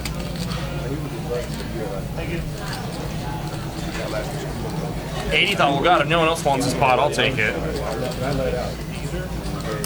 Oh, and Nate's flats. Boom. King on the river. Helps nobody, improves nobody, unfortunately, so no sort of extra value there for Nate. Nate's first to act. He can't check this. He wants to try to extract a little bit of value out of this. But it's a scary board. I don't think he can extract too much. Looks like he fires out 60 into the pot of 65 and about 120, so yeah, just about half pot.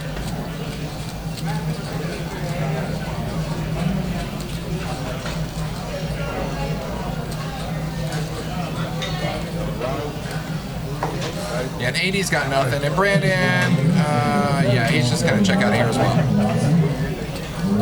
Nate tables his hand. He shows everybody straight monster.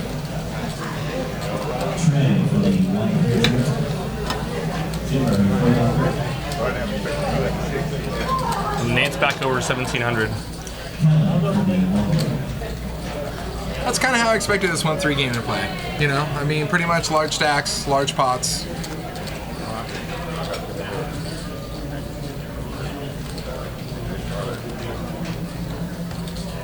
The thing about this game is you're gonna have to like stay up, keep up with the pace of the action. If you're just sitting back and nut peddling in this game, once you finally do pick up a hand and start trying to bomb pots, you're gonna have a harder time getting paid off. If you're not playing any hands, if you're not like, trading shots with these guys along the way, mixing it up, yeah, it's gonna be too exploitable, too easy to tell when you actually have a hand.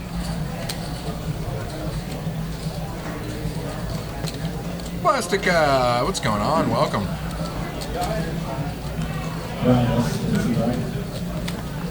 Over to AD here. Ace-4 from the small. And he's going to raise it up to 16.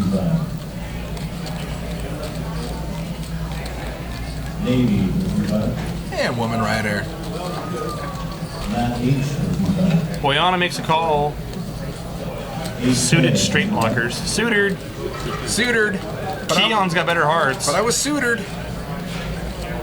He calls as well.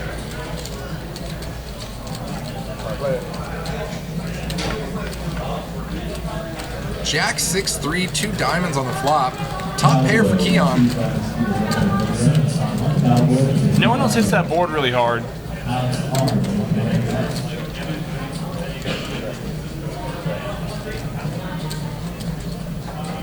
Over to Keon. He's going to fire out 15. New pot of 86. It's a little light. Really trying to suck someone in. And it's going to work. It gets Nate and possibly AD to come into this pot. There it is. Here they come.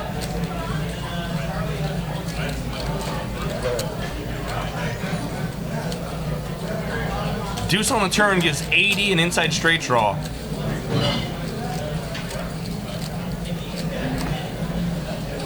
Checks over to Keon. 131 in the pot. That's 25. That's 25. And Nate checks out, so over to AD here. He's looking for an ace or 5. And he misses. So Keon here with the check mark. AD first to act. Checks it over to Keon. So pot's just under 200 bucks. Looks like Keon bets 25. Super value. Super light bet here. And honestly, I think that actually kind of might set off some bells for AD, thinking it's almost too light. Not that it really has anything to work with anyways other than ace high, but...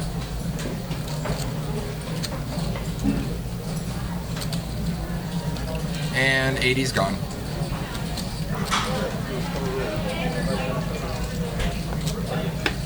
So what do you think about Keon's sizing there? Do you think he was sizing that because he wasn't extremely comfortable with his hand, or was he just sizing it thinking, okay, this is the most value I'm gonna get out of it, or he might have thought the 80 might have had nothing.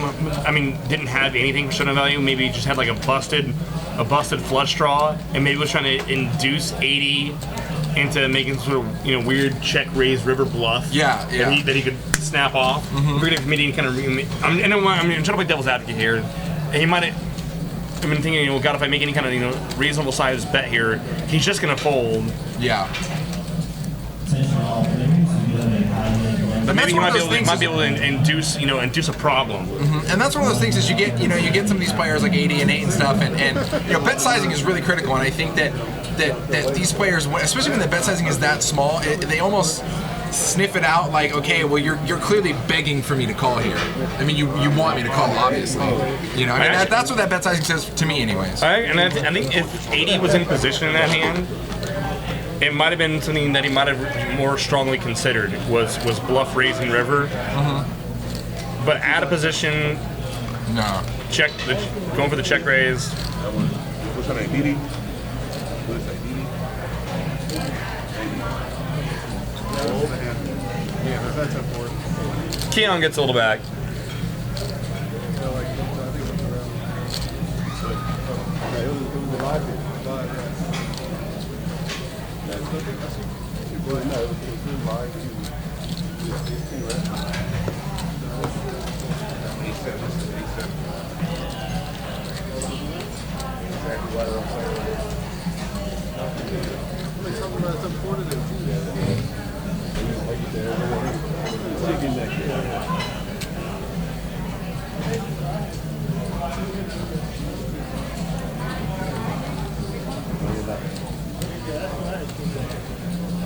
Boyana's checking out Brandon over there. Brandon over there put in a raise. His hands should be popping back up here in a minute. And Keon with King Jack. He's going to come along for the $15 raise.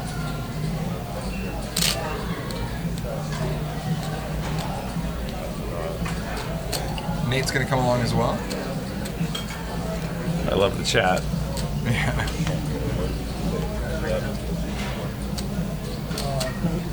And Jeff's going to complete with deuces. All right, there's Nate's hand. So yeah, Nate, the original raiser there. Or, I'm sorry, not Nate, the original raiser. Black deuce right on the flop. Brandon's the original raiser. We're still trying to catch up with the graphics, get Brandon's hand in there. And Brandon's in the lead for 15. That's a third pot. Sneaky deuces. Nate with the wheel draw. Jeff with the set. Keon with king high. Sorry, guys. Graphics are catching up with us. And now we see Jeff check raise here. He makes it 45 to go, it looks like. I think Jeff's check raising too. There's a possible flush draw out there with diamonds, so he's considering those as well. And Brandon's gonna muck out of there, even though he did flop top pair. And Keon's gonna get away with his king high, and Nate is as well. And I think that this could be exactly what you were talking about earlier as table image, right? So if you're not going to get in there and kind of duke it out with them, then I think when you make a check raise like that from a type player like Jeff, it just kind of screams, wow, he probably has a monster, I better get out of here. Yep. Some alarm bells start ringing off for sure.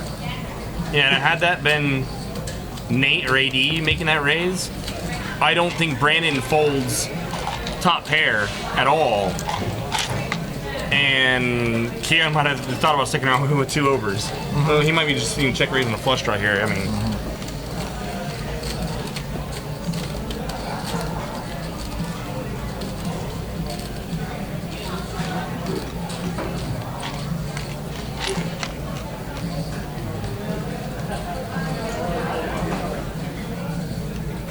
I'm Lyman's son wants 4 color deck graphics.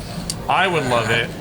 You know what? Honestly, if you're playing, that really helped when you're playing massive multi-table online because you have all these tables. It's like it's easy. You're like, okay, boom, I see the flush. Well, you would love it for sure because you wouldn't misread any more. I can't see anything anymore. Oh man.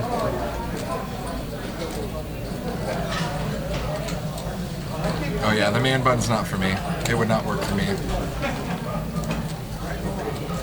Full confession, growing up, I may have had a rat tail for a minute. It was not a period of my life I want to talk about. That makes more sense. I get it. Come on, it was a phase. Everybody had it. I also had the flat top. Relax. It was like all the cool kids from Dick Tracy were doing it. Enhance yourself. More of a Cinnabon kind of guy. Ah, man.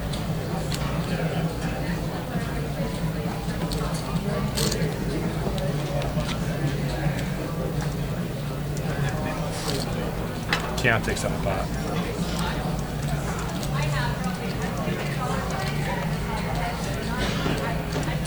Nicole, can you tell Osiris Unamas? Does she know what it is? She knows what it is. Yeah. So yeah, guys, so lots of good things coming up like we talked about. The Twitter roll this Monday coming up. We also have the WSPS coming up on Sunday, September 18th. And then just 5 days after that is when we start our Stones Classic, which runs the September 23rd through October 2nd. Very cool. Yeah.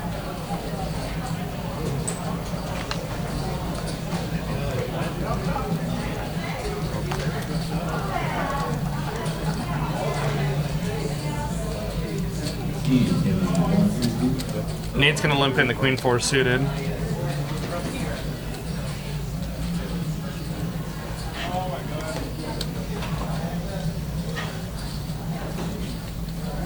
Race to 6 from the small. Brandon's gonna do a little pot builder.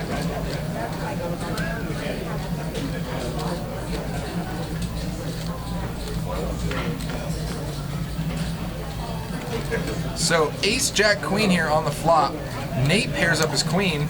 Keon actually has a straight draw to Broadway here. And Brandon pretty much missed this flop as much as you can. So Brandon's gonna fire at 11, Keon's gonna flat call, and so is Nate's coming along. Bingo bango. Ace board pair on the turn, improves nobody.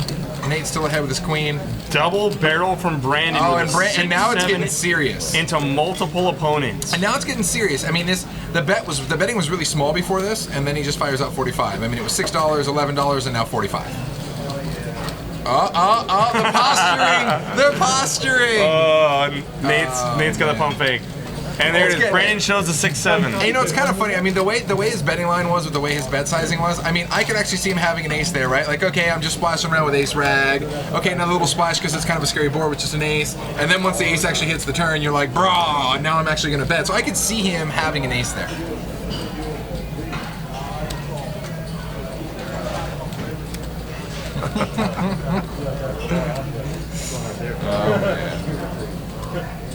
Brandon 2 streets of aggression into multiple opponents. Multiple opponents, mind you, that have not shown that they like to fold. Yeah, yeah. I mean, you can, multi-barrel, I think, pretty successfully into some of the snugger guys at the table. Triple D, maybe Lane to some degree. But you decide to fire multiple bullets into Keon and Nate. Man. All right, over to Jeff. Big and stones. Then Boyana wakes up with jacks. Jeff makes it 20 to go here with 10s. Boyana has him notched. Yeah, so let's see what she's going to do. She's at the top of her flatting range right now. She's going to flat, and this is going to be very sneaky. If the flop comes all unders, or heaven forbid a jack or a 10, 10 high board, Boyana could be in trouble. And Nate, who has never found a bad beat, he has not enjoyed. No. Calls with a jack 4. Oh, there we go. And that's actually going to slow down both Jeff and Boyana's pocket pairs. Nate misses that as well. But Jeff's definitely going to fire out a continuation bet. With his table image, he's definitely going to do that all day.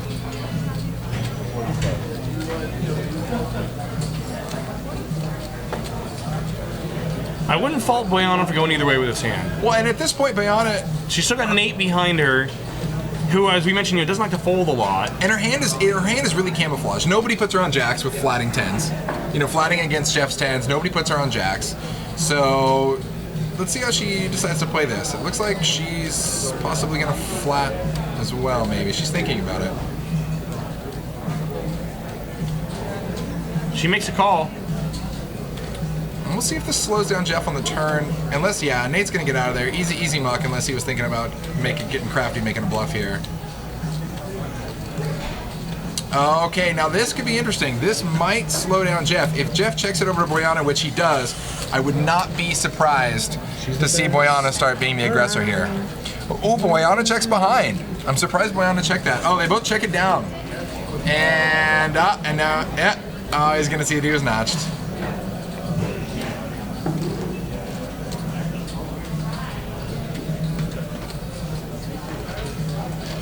I think once Jeff checks that turn there, I mean, I'm surprised Boyana didn't fire out a bet there to kind of see where she was at. Well, if she thinks she can get Jeff off of a king, then betting makes a lot of sense.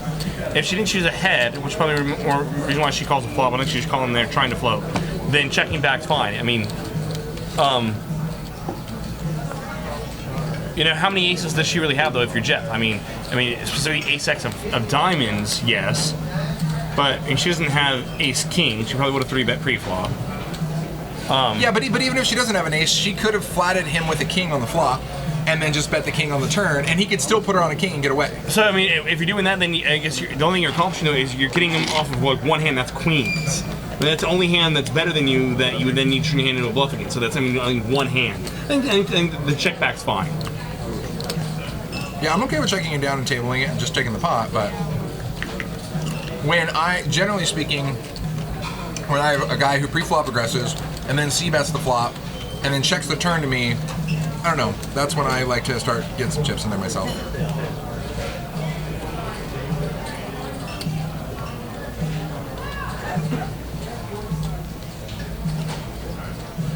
Brandon makes a 10 to go, 6-5 off out of the cutoff. Keon calls 9-5 suited on the button, and both Nate and Boyana are going to get involved as well.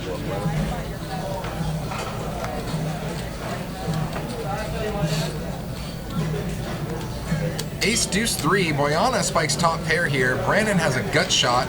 Keon also has a gut shot to the wheel. Loan for cards, yes, we are just outside Sacramento, California. Citrus Heights, Stones Gambling Hall.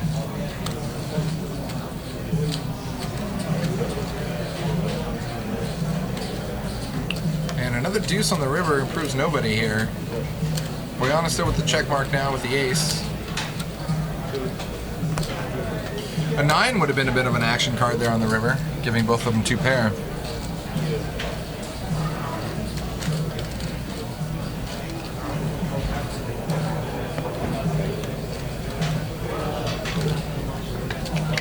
And I've got another coffee, so I'm happy. Good times. So you're gonna be super jittery. Fantastic. I'm just gonna make sure that I'm still up. That way, when we're done doing the stream and this game's still rolling, you can just hop right in. Just segue right into it. You're like, I have to be at work tomorrow? Ah, what's work? I'm working right now. I'll go hop in this game for sure. Looking over there. Oh yeah. And this is one of those games that's gonna be going pretty deep into the night for sure. And table stakes. I mean, hop in, buy in for $1,000. Yeah. Wee.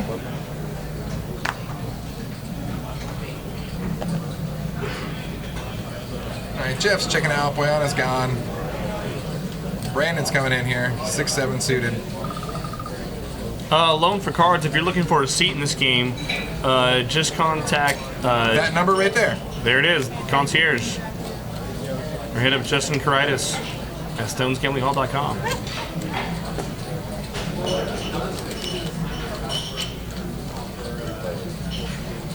So Nate straddled for 20. And Lane, who flatted the 9-10 out of the small blind, flops open-ended. Brandon flops a hard draw. And Nate, who had straddled, has an inside straight draw. Nate bets 20 on the flop. Brandon calls quickly with hearts. And here comes Lane.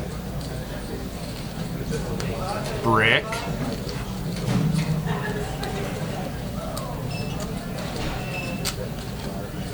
Check, check, check. Brick. Brick.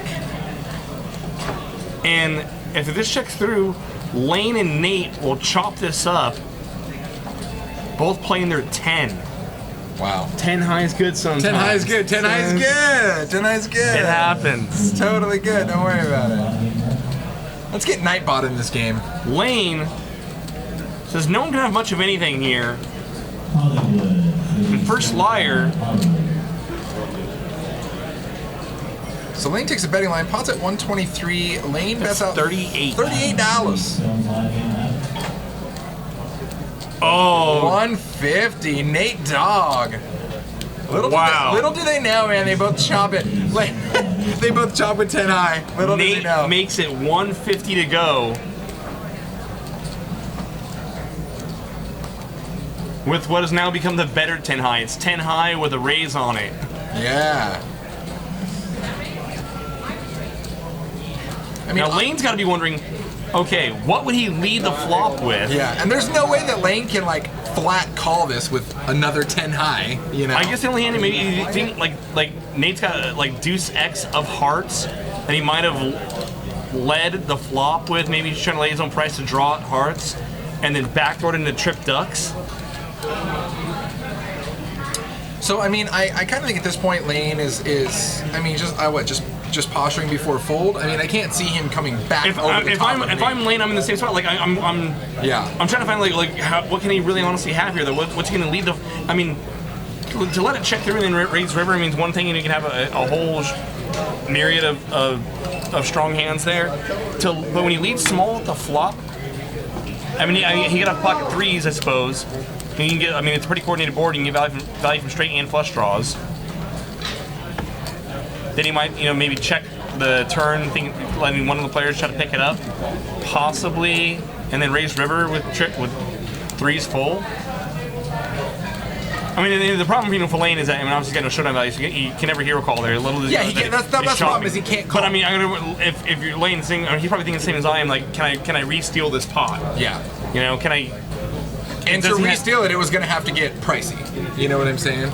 Yeah, and like I said, we mentioned a player that doesn't seem to enjoy folding much in Nate. I don't think that's necessarily the right target for that. Yeah. I mean, if I'm Lane, I get bluffed out of the pot too. Yeah. But I'm trying to and I probably think to myself, I don't know what just happened here. Did he somehow have like Deuce 5 of hearts? Or Deuce, some Deuce X of hearts hand and like try to lay his own price. Yeah, so and then didn't want to, even though he turned pair, didn't want to go keep building a pot there, which was clearly second best hand until he somehow backed into it. So check this out. So we had a live 20 from AD and got all the way around there. A couple callers. Flop 7 Deuce 6. AD spikes the 6. You can't. Yeah, I'm with John Bruce. You can't re-steal against Nate. So no, look at this. Oh man, AD runs so hot with the live 20. AD turns trips. Oh, what a game. Oh, and Lane's gonna see that hand right. So now it is a $17 bet from Malcolm, 17 to call from AD, and he's gonna flat call. And Boyana is getting out of here. Watch, here's the queen, I'm sure, on the river, I'm sure. Watch. Oh, he makes quads! Of course he makes quads! 80's quads for the second time in the evening. Unfortunately for him, nobody has anything to pay him off. Nobody has either a pocket pair or any piece of that board. No 7, no deuce to make a full house. So AD's basically just going to lay his own price for Malcolm. Oh, Malcolm's actually going to fire out into AD first. And this is the sick part. I mean, what's AD going to do? Min raise and still, you know, Malcolm has to dump it. He can't get any more value out of his hand.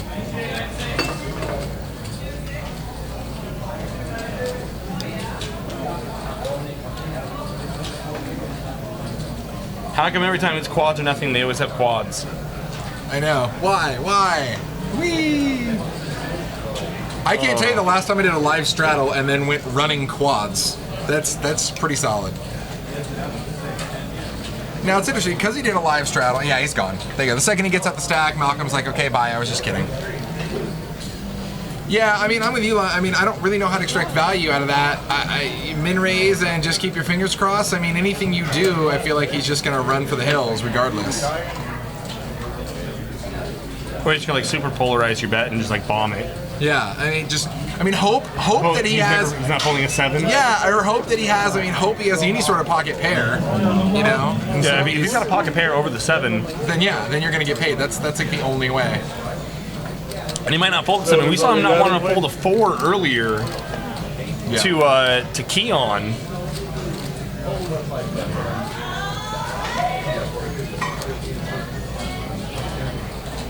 Yeah, there's really not a whole lot you can do there. I lean more toward the overbet. Yeah, just make it look like you're totally full of it. And the thing that's funky is, I mean, it almost might have either really worked or really not, considering that he did a live, so he was in the dark anyways. So if you add that, I mean, it's relatively easy for him to have a 6. Plus, I mean, it's 80, so his range is everywhere anyway, so he can always have that 6. So it's not like, I don't know, it's tough. It's just tough to extract value on that.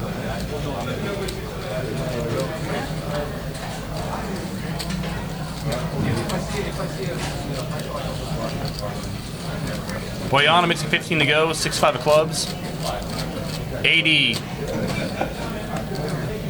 He's feeling it. King 6 off. He says Queen 6 can work. Why can't King 6? It's good to see AD playing stronger hands. Progressively. Yeah, progressively. We're working our way out. King 6. Good. All right, so Jeff here spikes that ace. And Boyana's got a gut shot straight draw, who is the original raiser here. Checks back. 3 pairs the board, no help to any of the players here. 80 checks, and Jeff's going to take a stab at it here. Bet his ace. John Bruce, I have not played Borgata in 4 years. It's been a while since I've been back east. And Boyana's checking out. And I think AD is pretty much already checked out. He's just, he's already on his phone, just like doing other stuff. I don't have quads. I'm out of the pot. Exactly. Don't even worry about this.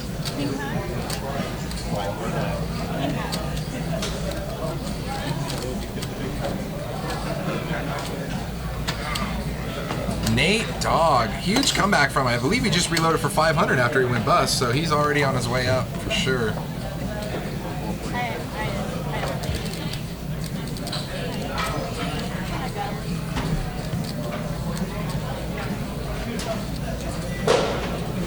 Ugly Black Princess and the reason that can be. Honestly, I mean, Poker Mecca is out here on the West Coast. Now that I mean, there's great games on the East Coast as well. But I mean, there's a reason that the World Series is out west.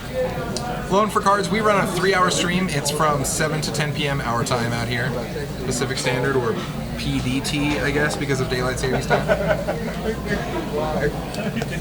I mean, listen, when you got 1 of 3 games to play like this, you got PLO games that play big. There's not a lot of reasons to leave. You don't have to. You get to.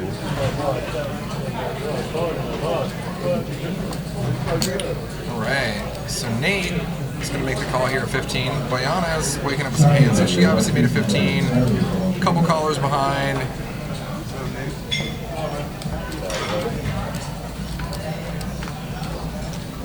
All right. Oh, look at this. Ace-9 Queen. Open-ended for Jeff. Boyana spikes a pair and a flush draw. 2 pair for Brandon. Bottom pair for Keon. And Nate whiffed it. This should get messy. Yeah. 76 in the pot. Boyana's going to lead out with a pair and flush draw. She's not going to be folding much. She's not going anywhere. Brandon's got 2 pair. It's a really coordinated board. He's just going to call. It's going to be an action hand. Grab us a pen real quick. Keon's got a pair and backdoor diamonds, and he's not done either.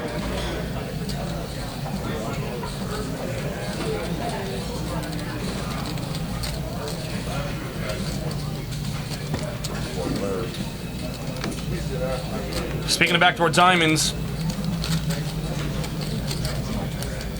let's bring some life into Keon.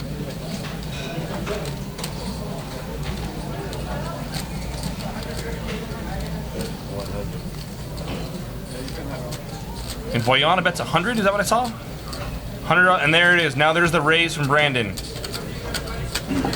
Boyana leads 100. Brandon sticks it for 200. And Keon, who now has a pair and a flush draw himself,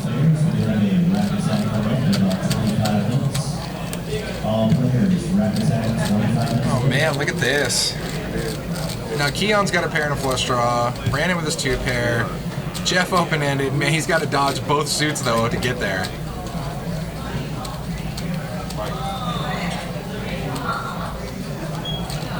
and Boyana's got to feel now that her king's no good. Maybe this is Keon's time. Maybe this is the time where the random diamond peels off and Keon just scoops everybody here. And with a bet, a raise, and a call in front of Jeff, and 2 flush draws on board. He knows what he has. He knows he has to fade the world. He has to fade the world. He has to hit the perfect 2 cards. Like he's gone. Boyana's not folding. A total brick on the river.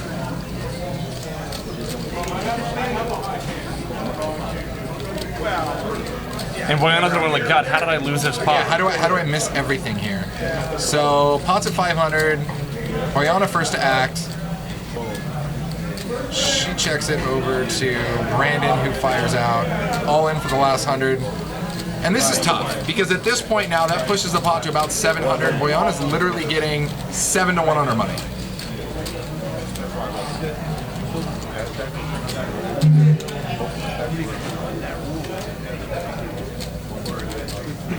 And Boyana's just kind of listening to him talk, seeing if she can extract any tells or pick up anything from him. The flat on the flop, raise on the turn is such a strong line. And he said, if you go back, I mean, he raised 2/3 of his stack on the turn.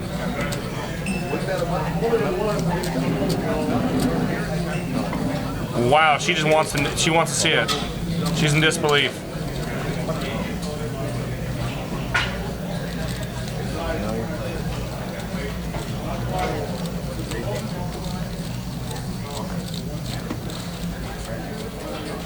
There was a lot of money in the pot, though.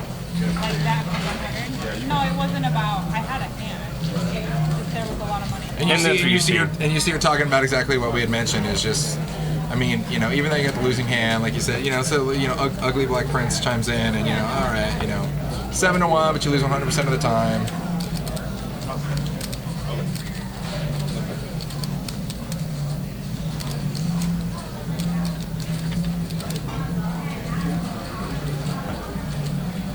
But yeah, we've all been in those scenarios where like that flop, she's like, great, I have the world, I have everybody, like I'm gonna take everybody in this pot, and it just ends up going brick, and you're like, what happened? Yeah. I blacked out, what happened?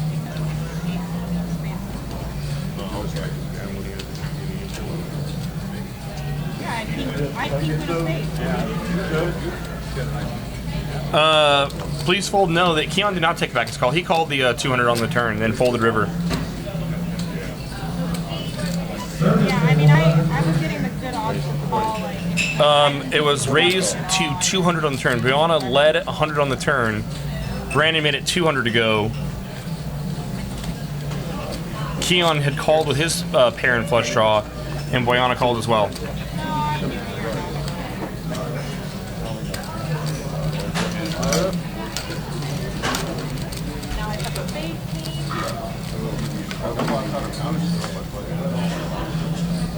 Ace, ace, 8 here. Keon spikes an 8. Brandon with king high. yeah, I mean, I was calling his raise.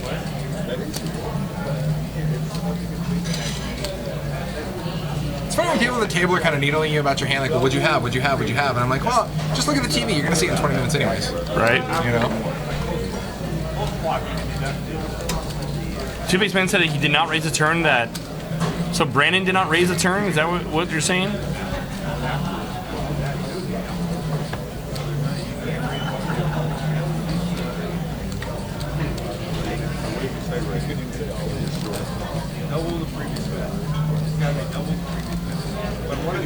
Not sure. Right back. 1 second.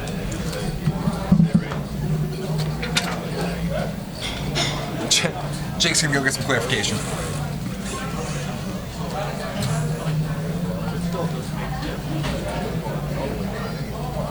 All right. Yeah, if you would have gone all in, I still would have. Fresh hand here. Keon under the gun with King Jack. He's gonna make the call. Triple D with Ace Jack's gonna pop it up to 15.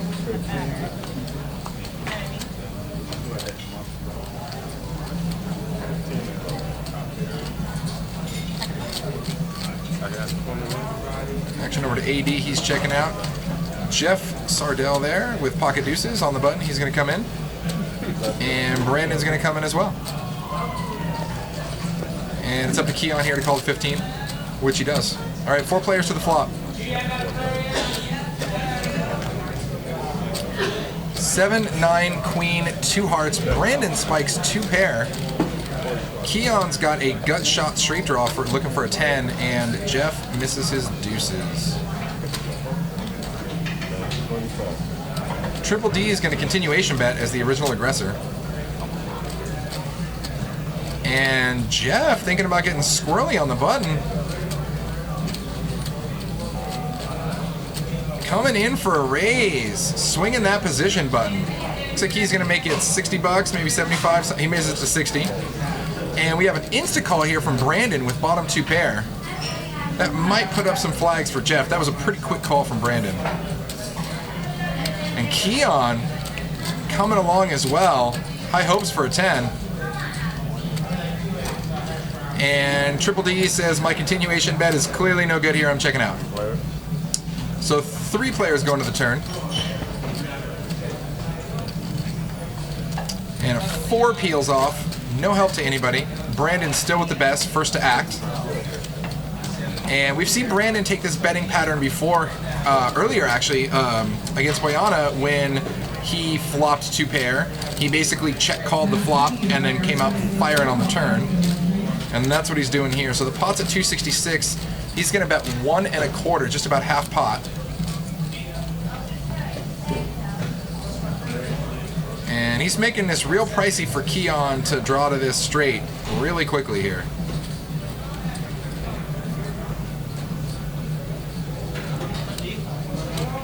And I think that's probably Keon's pressure point here for his hand. I think he's going to get out of this. And he sure does. Over to Jeff now, who originally made a super bluff and got called by the world. And now I think he's going to check out as well. And 7-9 avails. Brandon on a little heater, taking it down. So guys, if you're just tuning in, make sure you click that heart, that green heart there in the bottom left, and subscribe to Stone's Live Poker. You'll always get a notification when we go live. We broadcast every Monday and Wednesday from 7 to 10 p.m. And then we always have special events as well. So Saturdays and Sundays, special tournament events, live streams, stuff like that. So you'll get notified of all that as long as you subscribe to that heart.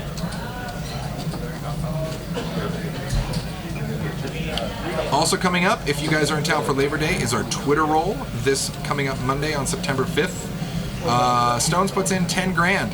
So happy holidays, man. If you got that day off work, if you're one of the lucky ones, then come on in and take a piece of that free 10 grand money.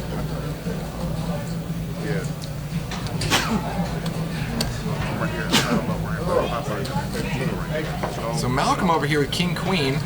Lane in front of him makes it looks like 15 to go.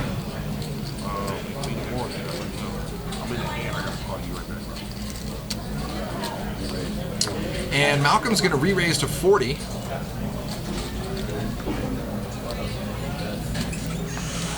And Boyana's checking out. Come on. Brandon, who's on a heater, he's coming in. I had to get on the list for the game. Nice. Did you really? Yes. I love it.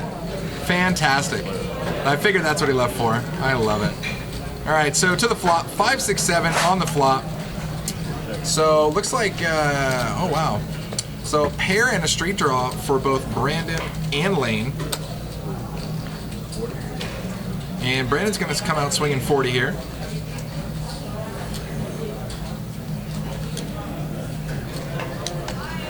Shaq, Stones is putting up a $10,000 prize pool on top of the buy-in. No. I'm just kidding. Is it just 10K guaranteed? Yeah, 10K guaranteed. Okay, cool. 8 on the turn, awkward card for Lane. He makes 2 pair, but it puts a one-liner to a straight out there that makes Brandon the best hand. Yes, Brandon, that's a 9. And you have the best hand.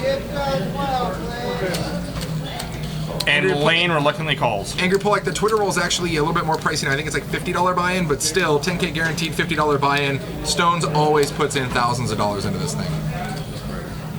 Yeah, you gotta love it when the house is dump trucking money. Yeah, they're good. Jake is so degen, he literally left his job midstream to get on the board. And guys, can anybody in the chat blame him? I don't think so. You know why? It's because he's drinking that coffee. It's science. It's plus EV, guys. It's GTO.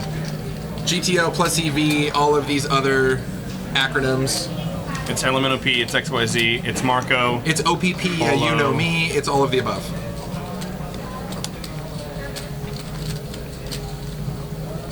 Wait, did I just catch a niner in there? Are we calling me from a walkie-talkie? Angry Pollock, give or take.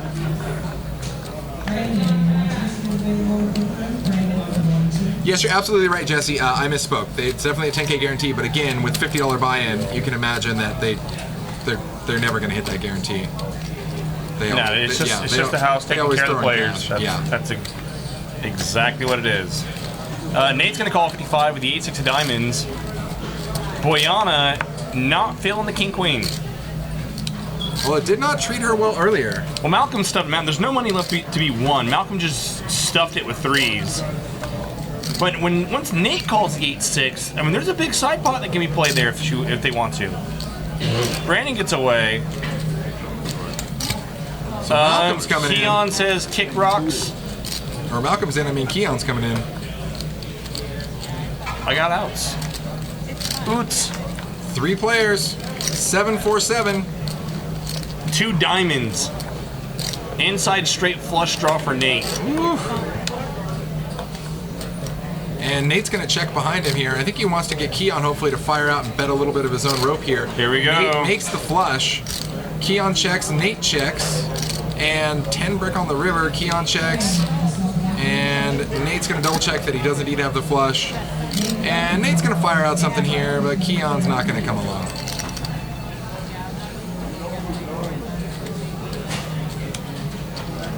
It's not a good sign for Malcolm.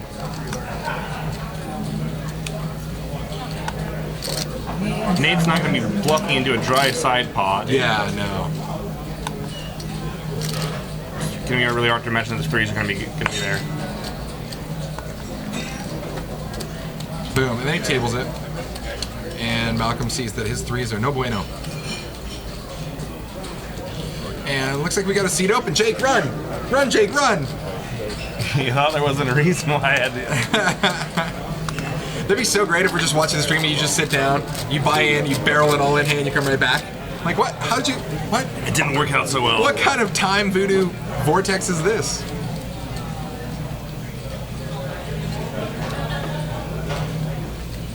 Oh, and happy birthday to us. I'll know who's sitting down. Oh, yeah. Oh, man, just when I thought this game couldn't get any better. Whee! If this game wasn't off the chain enough already, You'll put on see your who's coming seatbelts in. and get ready. Yeah, you'll see who's coming in. Yeah, and listen to our friend Knipe out there because he always likes to chime in. But yeah, if you're experiencing buffer issues, go ahead and click that thing there and adjust your resolution. TX Poker 30. What's up, what's up, what's up? What's going on? I got a color up on 11. I think that's probably what he whispered to us when he came over earlier. He's like, I'm going in! I'm coming in! I love it. All right, over to AD, 6 to call. And he's checking out, so is Jeff. Boyana's gone.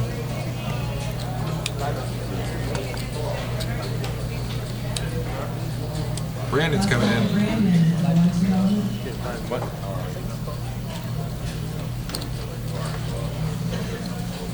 We see the chips there waiting. Oh, the anticipation is killing me. Anger Polak thinks it's Frank. T-Berg thinks it's Trump. 4 players. I don't want to have any spoilers, but it is neither of those.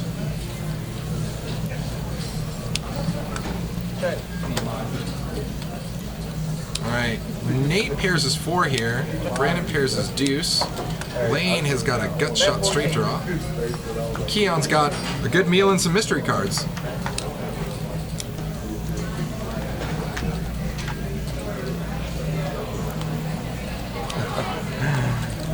Young Lag Pro, which is James Watt.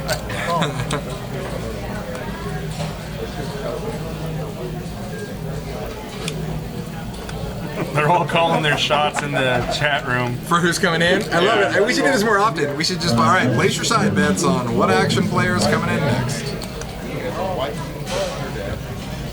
So 14 called all the way around. 10 on the turn, no help to anybody, unless it helped Keon's mystery hand here.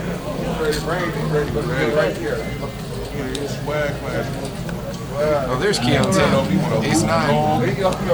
Another 8 on the river gives Nate a check mark here with pair force.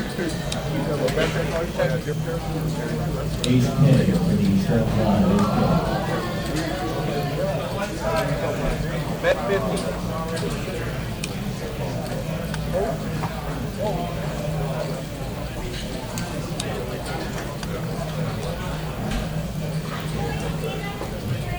And Brandon bets 50 and Nate lays it down. Brandon taking it down.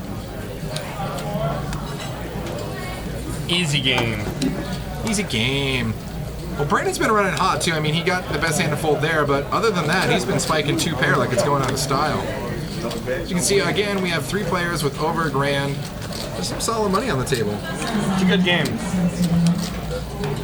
T-Rex says Lon McCarron. Lon is in the room. Yeah, Lon. Actually, there's Lon just walked by. That's who Lon is. Yeah, literally. That you just saw. That's Lon right there in the back. You can see some shoes. I'm excited to have Lon commentate during the Stones Fall Classic. It's gonna be good. Yeah, it's always fun to get Lon in the booth, and I like it that Lon's a local here. He plays, he plays in a lot of the tournaments here. I like it. He was beating some cash games earlier. Lon's a fun guy, and apparently, from talking with Veronica, Lon always has Veronica's number.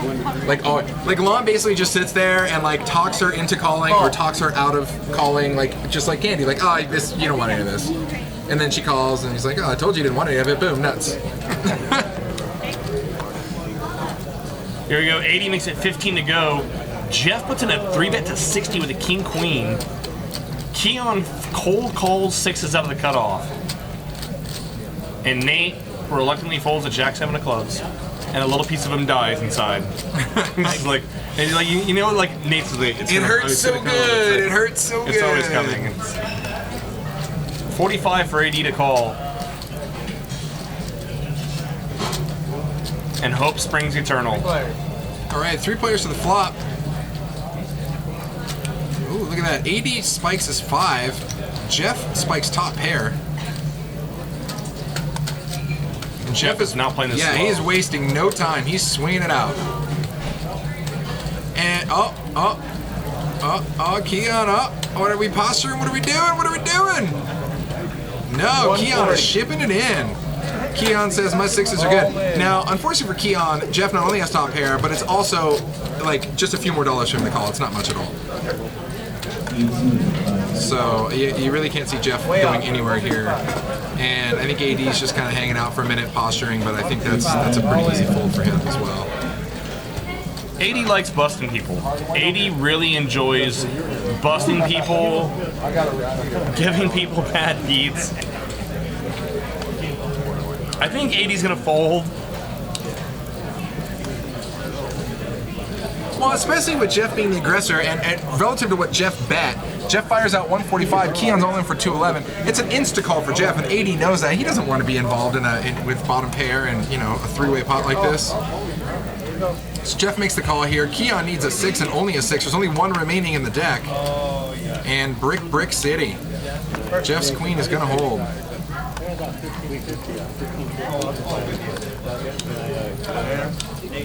No love for Keon. Is anybody behind you on the list?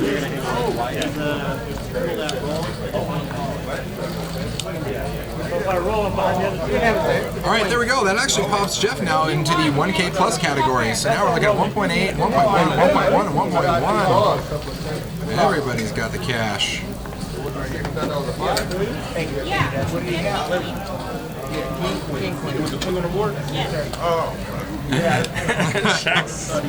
This is a live poker trick. And there he is. There's our new Harlan. Harlan, welcome to the game. Harlan. Harlan beat up the Veronica and Friends 1-3 game to the tune of 4K. Really? Yes. Crushed. And you know what? That's the kind of action that the Veronica and Friends game drives, though. I mean, you know, you expect it. You expect people to come up. I don't know about a 4K come up, but that's fat. So congrats to him on that. So he's got, you know what? He's got just about the appropriate size bankroll for this game now. so that's perfect. I love it. I think Harlan bought in for what, 1,500 2K. And where else can you sit down at a 1-3 game and buy in for like 1,500 and change? Yeah, I love it.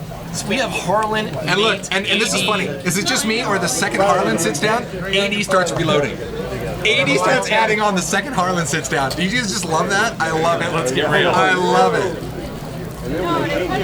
Guys, this game's, we're about to go all the way up.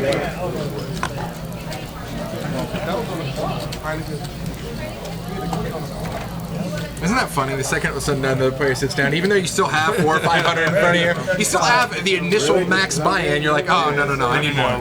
We need to reload. Because I didn't see what Harlan bought in for, but we'll find out here in a minute.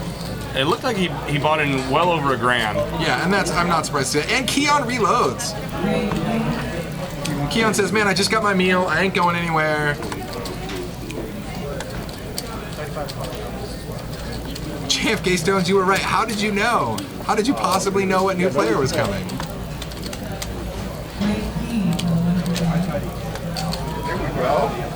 There we go. I think Harlan's going to sit down for about 1,100, 1,200 somewhere in there. Yeah, guys, we're approaching 9 p.m. here. We have 1 hour left in the stream, and I'm gonna affectionately dub this Power Hour. I think we're gonna see some pretty mad poker going on here, guys. So strap on your seatbelts. If you're not sitting down, I recommend a chair because it's about to get bumpy. There's 80. He bet 60. There was already 175 in the pot. 80 bet 60 with 7s. Keon on Jack 5-4. And look. Triple D's not working. He's already cutting chips. Keon hasn't even acted in Triple D's. I see them. This is just. Oh, so he called. Okay. This and is Harlan calls as well. Just people flat calling. Harlan's got a pair of 4s. Just air. There's so much air here. How is this pot building? What's happening? Oh god! And now this puts Keon open-ended on the turn. So you know Keon's gonna get in the rest of it. Everybody, like I said, strap on that seatbelt. Bumpy ride. Oh god, what a mess. Bumpy ride. Now, if you're Triple D, can you fold it all? This is yeah. This is just wow. All sorts of wow. It checks through. Wow. Deuce on the river, and Harlan with Deuce 4 gets the check mark. Welcome to the table. Welcome to the table. And Harlan didn't waste no time. Like, all right, one of you suckers is gonna pay me $225. I had no idea. Serious, man. I was like, hey, what? Keon tries to check, and now for Triple D. What kind of hands can Harlan have? So Harlan fires 2 1/4, and this is like a solid. Oh, and Triple D's gonna make the call. And I think it's the sizing that got him paid off. It kind of seemed because everybody checked the turn that it might have just been a random I want to buy the river bet from Harlan. I mean, Harlan can have the 83, he can have the 36. I don't think long term it's a bad call from Triple D, especially like today. And it's not like I mean, Triple D leading into Triple D. Yeah. I mean, Harlan's. You know, we got excited that Harlan's down because Harlan. I mean, he got on Jack 4-5 in a multi-way pot. Harlan overcalled with a pair of fours. I mean, and Harlan's got gears. He's got some gamble in him. If it was another player leading into Triple D, then I think he can get away there pretty easy. But I mean, folding what was top on the flop. After the turn checks through, Harlan might be just trying to pick on weakness there. Yeah. So long term, I don't think it's a bad call by 80. The way that pot was played, and considering the villain that Or a bad call by Triple D. Yeah. I don't think it's a bad call by Triple D long term, considering the way the hand is played.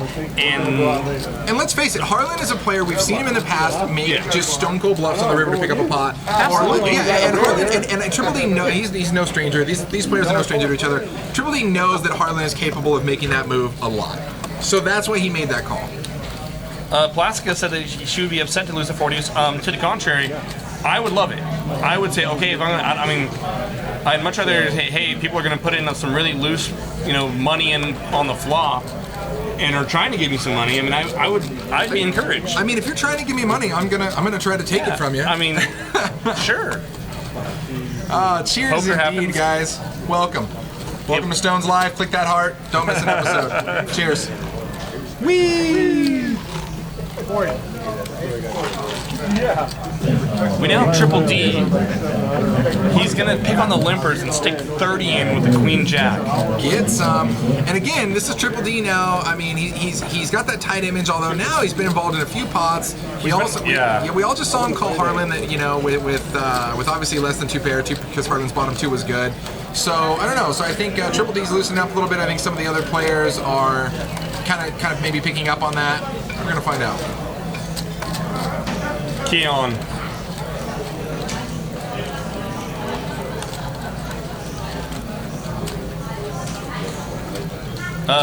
Jay Grayrl, nice try. I'm not falling for it this time. I won't eat your food for the troll. Keon's checking out. All right, so we got Triple D heads up against Nate. I love Nate cold. Ace King 5. So that's going to give Triple D a straight draw gut shot to Broadway. Nate with Queen High here. Triple D still in the lead. Woman Rider, thanks for hanging out. See ya. Catch you next stream.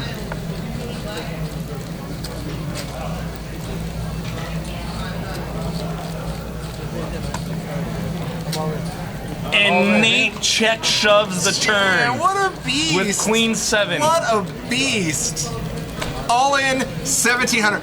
Pop was at like 100 and something bucks. Like all in 1,700. Obviously, we know that's not how much And what I mean, I can't imagine Triple D making this call here, but what if he did? Oh man. And that thing is, it's such a gross overbet, but Triple D knows. I mean, come on. If he has an ace or a king, I don't think you can call. He's toast. I mean, he's got to imagine he's only drawing to a 10. And Nate shows it. 7. And look, Triple D is just frozen. No reaction at all. Nothing. But I mean, you can't fault him. Nobody's going to call that. You're not going to call that with Queen Jack. No, I mean, honestly, Nate's just really lucky that Triple D didn't have like a monster that he was slow playing and just snap calls. But Triple D didn't have enough to really, Yeah, I think Triple D probably has like 200 some change behind him. So everybody, someone fly in here, man. Get in this game right now. This is real life. This is real poker. This is real money. You are watching it. Stones Live. Thanks for joining us. It's funny, in the past we talked about how grindy some of these games can get sometimes, and this is not that game. How tough it can be to drag a chip and a dollar, and on the other side of it, how good some of these lower stake games play in this room, and this is a perfect example of what happens here. And this is not an uncommon game to have. I mean, don't get me wrong, this is a good game. Don't get me wrong, this is a good game, but it's not like we don't get these smash up, 1-3 games here on a regular basis. I was gonna say, this game obviously is a fun game to watch, and there's a decent amount of action, money on the table, but we get, obviously they're not all going to be live streamed, but we get games like this on the regular at Stones. If you just take a walk around the room, you'll see a couple of the regulars sitting, and you'd be like, and a big sign of that too is when you see some of these larger players that typically play like a 2-5 sitting at a smaller game, and they're not moving. There's a reason why.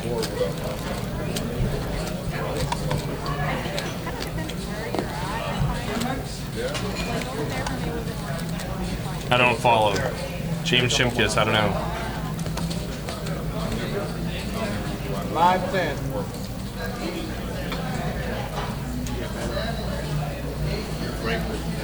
Keon taking some important business calls. Did I miss something? I don't think so. I don't know. I blacked out. What happened? I don't know. Whee! Over to Keon, checking it out. He said, hold on. I wanted to use like a call your mother joke, but that's totally reserved for Anthony. That can never be anybody but Anthony, so we'll just leave it there.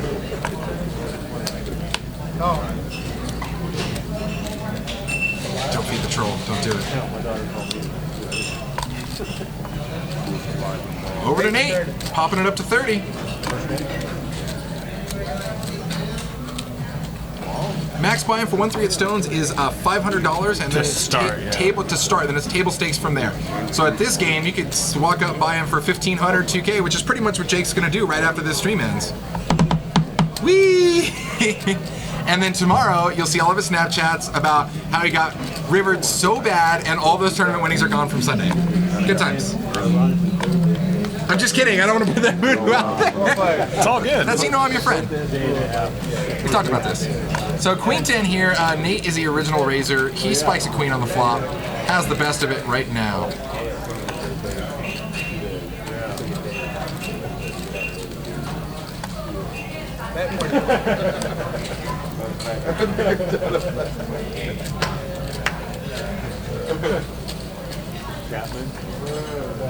Don't you put that voodoo on me, Ricky Bobby.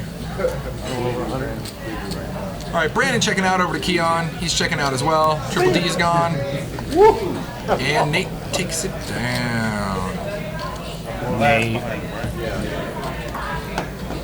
Super Beast. He's running Super Beast right now. I enjoy the random, pots at 100 and something. How about 1.7K? Shove. Ship it. And yeah, you see Harlan there with 1.7K, so there is a solid amount of money on the table. There's what, 7-8K on the table, maybe something like that? Yeah, I think more than that.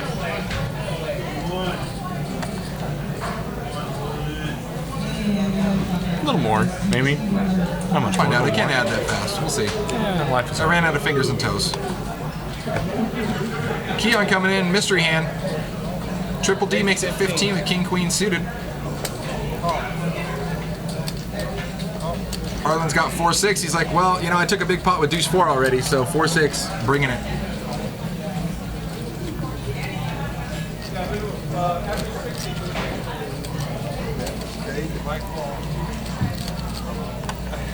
Man, Jeff keeps waking up with pocket pairs. I've seen him have deuces 2 or 3 times, now 6s. He's already had 10s. I didn't get him much, actually. I was nice to you. Ace, Queen 3 on the flop, 2 diamonds. Look at this. So Brandon here flops a pair and a diamond draw. Man, when you're running good, you're running good. Triple D spikes the queen. Boyana has a draw to Broadway, although it looks like everybody's locking up her 10s. Checks all the way around. Sneaky, sneaky.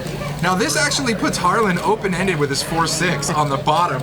If Harlan snakes this away magically with a deuce or 7 on the river, wow. Wow, wow, wee wow. So Boyana checks. I think Brandon fired here? We're gonna find out. Brandon bet 40. Yeah, Harlan's gonna make the call now. Everybody else is checking out. Watch Black Deuce. Oh, and it makes it same thing. So sick, Harlan. You beast. Harlan, you beast. So 7 of diamonds would have been a bit of a money card here to get Brandon really involved in this, but I don't think Brandon, I mean, pretty much whatever Brandon bets here when Harlan raises, I don't know. I think Brandon checks. Okay, so Harlan fires 150, insta-call. Insta-call the one. Nap call. And Brandon on ace, 3, queen, 2 diamonds. The 6-4 off got you, bud. Man, dude, those are Harlan's money hands. Deuce 4, 4, 6. Harlan is all about the low end one gappers, man. They just nail it. Nail it. Oh God. I think I heard Brandon say something like, "Man, 7 of diamonds, it's over. It's over, boy, if that happens."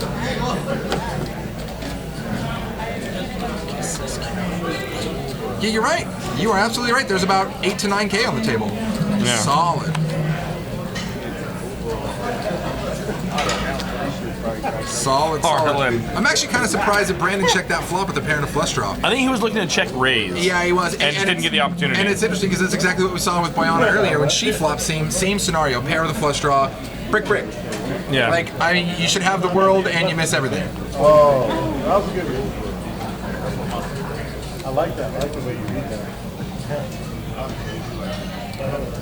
Raise to 15. Harlan's popping up to 15.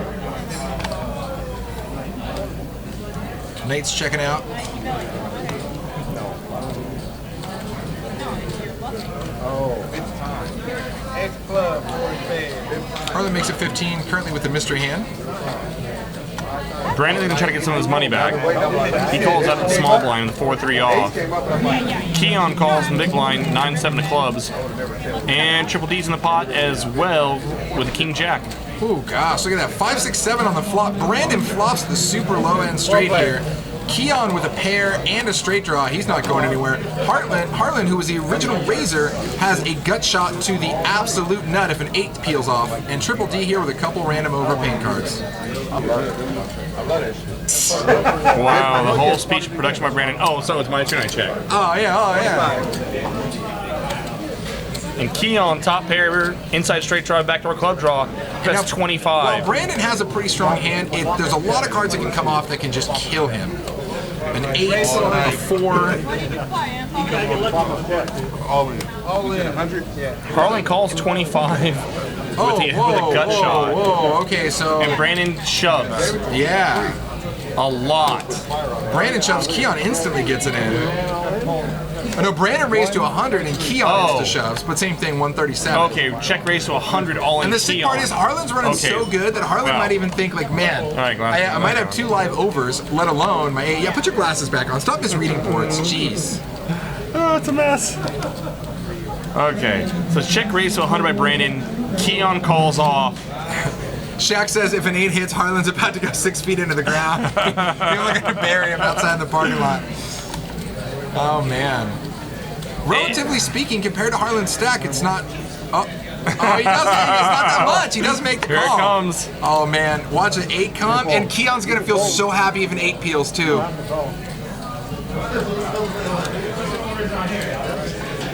Everybody's like, he'll bink an 8.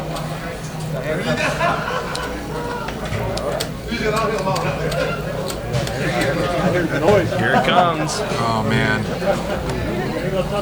Club. Oh, there he gives Keon a flush draw too. Woo. And so now, wow. Now Brandon stuffs now Harlan knows he's got to get ton chips. Yeah.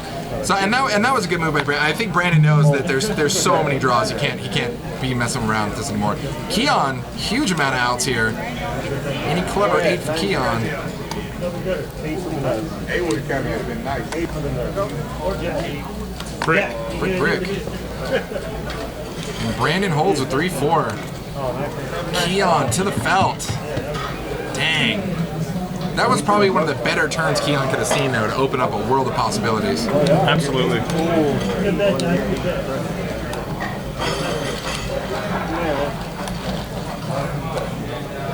I still love that the chat's a huge Keon fan. Let's go Keon, club on the river. Woohoo! Lame. Hey, you got your hunter.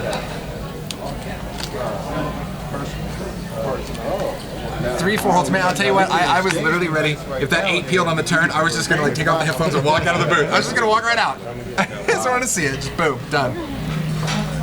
These stacks are getting pricey now. So Harlan and Nate with 1.8K respectively, and Jeff and Boyana sitting at 1,100 each.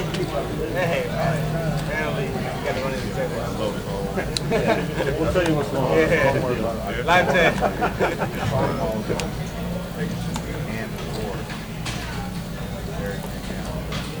All right.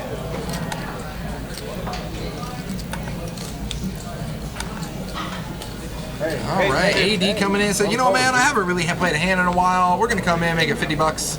AD with 50, Queen Jack. Queen Jack. What a game. Some fun snappers.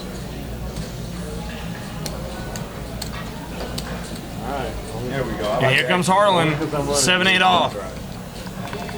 And now, oh wow, Nate does fold. I got 2 pairs. King 6 misses everybody. And check. Queen hits AD on the turn. And he's gonna fire, makes it another 100. And Harlan is gonna check out of this pot.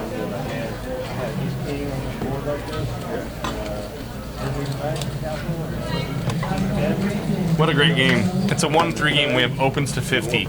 Yeah, and people calling 50 with 8-7 off. Yeah. Whee! Welcome to Stones Live, guys. Is it my turn? Again, click that subscribe. Yeah, click that subscribe button if you want to see some more fun times like this, because there will be many more, I assure you.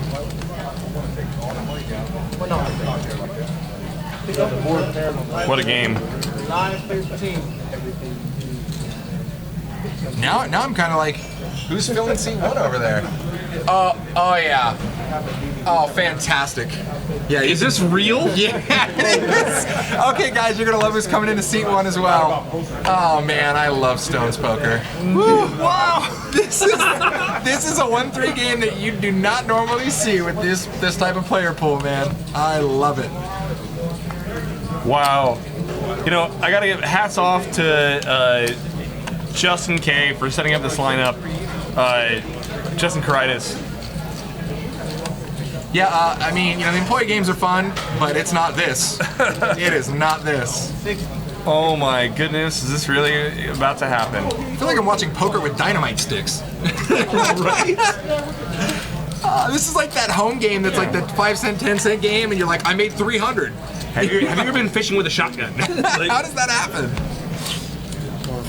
Where's the C4 and dynamite? Here it is. Absolutely. 3 cheers for JFK Stones TV. Oh, look at Nate popping it up with 7 deuce and taking it down, tables it. They're not even playing 7 deuce. They're just like, he's just like, that's what makes me like that so much more, is that they're not playing 7 deuce, and he's still like, I'm gonna 3-bet it, and I'm gonna table it, and you're all gonna love it. Plask asked where Boyana's from. I don't know. I'll have to ask her after the stream. I think Boyana's from anywhere there's a poker table. Is this lineup about to be real? Oh, this is very real. I love it. You definitely want to go hop in this game. Enjoy. Woo. God, can I stomach this game? I don't know. I was gonna say, like, honestly, this game is not a 1-3 anymore. It might like be branded as a 1-3, but it ain't a 1-3.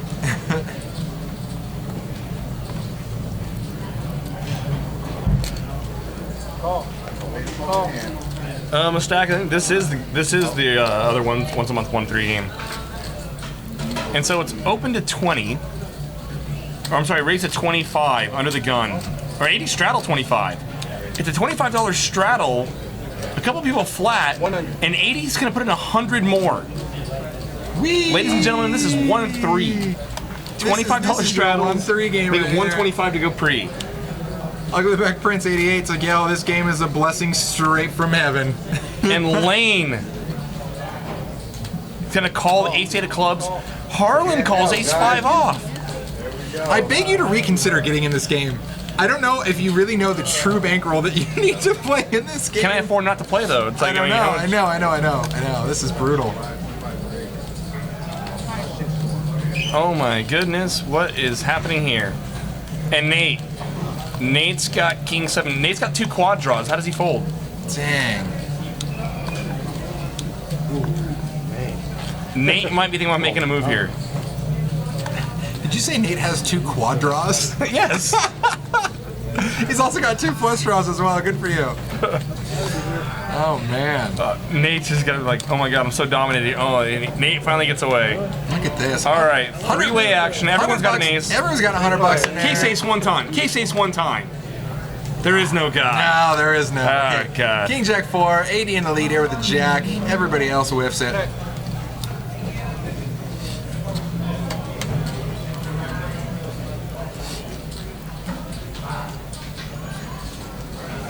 So Harlan here first to fire out, and he's thinking.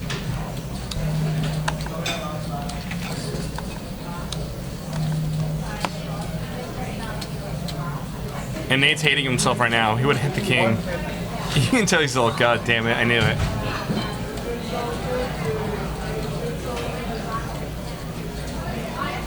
$80 bets 200.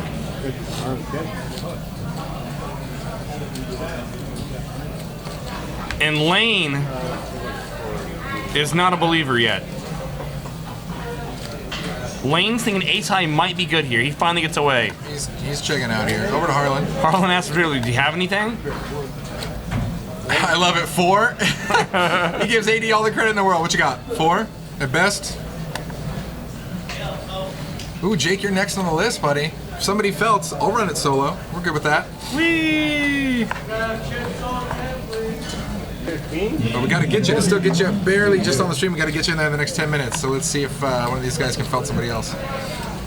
Earlier on live, he had quad. Part of the live. Monster. I'm really glad this game was living up to my expectations. I had high hopes, and I am not disappointed. Not in the least. I was shocked when I saw the initial lineup. I was like, oh my god, like, someone really put this together? Yeah, so now we're approaching just about 10K in play on the table in a 1-3 game. Whee! Stacks. Stacks on racks on stacks. Stacks. This game's gonna start going to the night. We're gonna have to start putting some $100 chips on the table. Pots. Love it. All right, so Boyana under the gun here is gonna raise to 30? 20? 30? I'm Ron Burgundy? Question mark?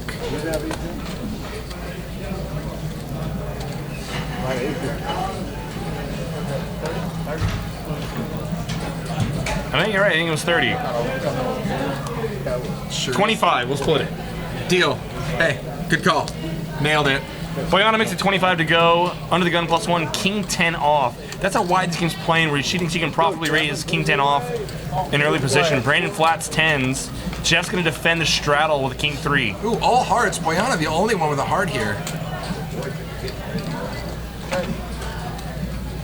So Jeff insta checks over to Boyana, who's gonna continuation bet here. Got him. 55. Got him. Yeah.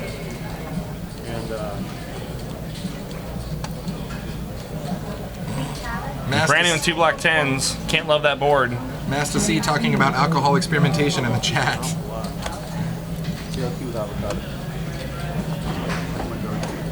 So Brandon here with 10s can't like that flop. All hearts, he doesn't have one. The 1 over. Only again, he can't love it. I mean, he only can, even if he feels some does have an ace, he can only think he's got one pure out. And that's the 10 of diamonds, 10 of hearts. But she doesn't know isn't even in the deck anymore. Beyond honestly, if you have Brandon's hand, you're not even looking for outs. You're just hoping you're good right now and it can hold. And you know, it's rough. I think it's a pretty easy fold for Brandon.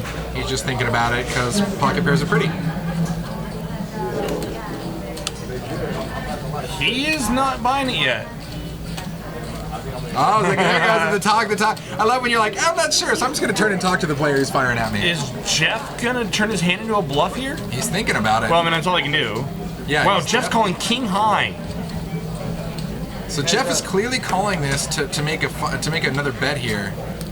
I can't really see him. He's either going to fire or check raise.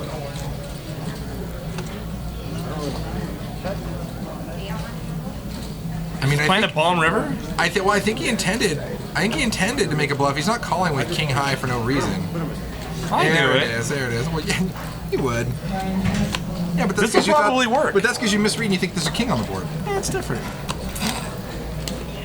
This is gonna work. This is gonna work. Just the right amount. Pot's at 200, and he's gonna bet 75 even. And with 199 in the pot, that's some decent sizing, and it looks so value-y. It looks very value-y, and I can't really see Boyana making a call here with king high. And she's toast. She's gone. And Jeff's like, good he's play gonna by show Jeff. it. Is he gonna show it? No, he's show. not. He said, "You wait for the cameras." He shakes his head. Good play by Jeff. Not call. And you know what? Maybe. Okay. So what do you think about him if he makes that same move on the turn? Boyana calls. If he leads a turn? If he leads the turn, does she call or fold? She folds. Okay. I don't think she just draws with the dry 10 of hearts. I don't think she does either. I mean, I think she folds. I don't think she calls. But I think Jeff, correctly could have either made his bluff there on the turn or the river. Either way, it would have worked. Poker's weird. I don't know what's happening anymore. Weird.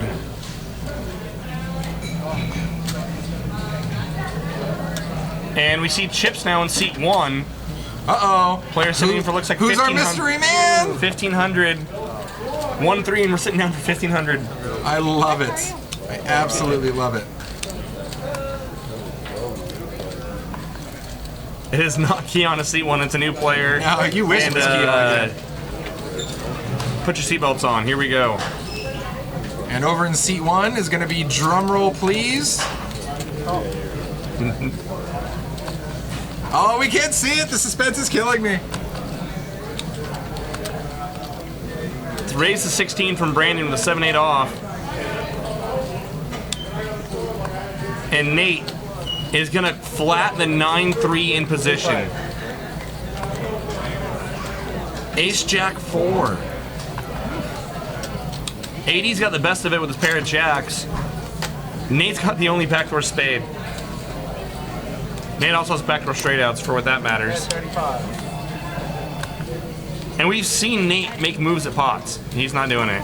No. That's a pretty obvious board. I don't think he really wants to get involved with bluffing that one.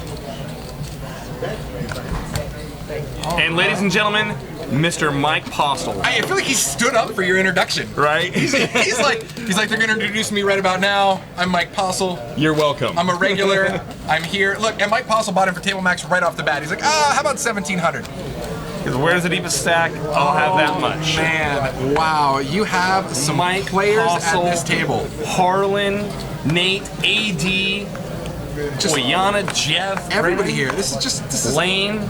Awesome. Triple D, what a mess. This is like a hot mess, but a hot mess that you really enjoy. Wow. Brandon, ace-9 off under the gun. Good enough for an open. Mike Postle. The legend. The man, the myth, the legend. Mike Postle. The man, the myth, the legend. I think last time we saw Mike, he in about a $600 pot on a busted flush draw, fired about 350 on the river, and got who was it? Harlan to lay down a straight. Oh yeah. Was it Harlan? I think it was.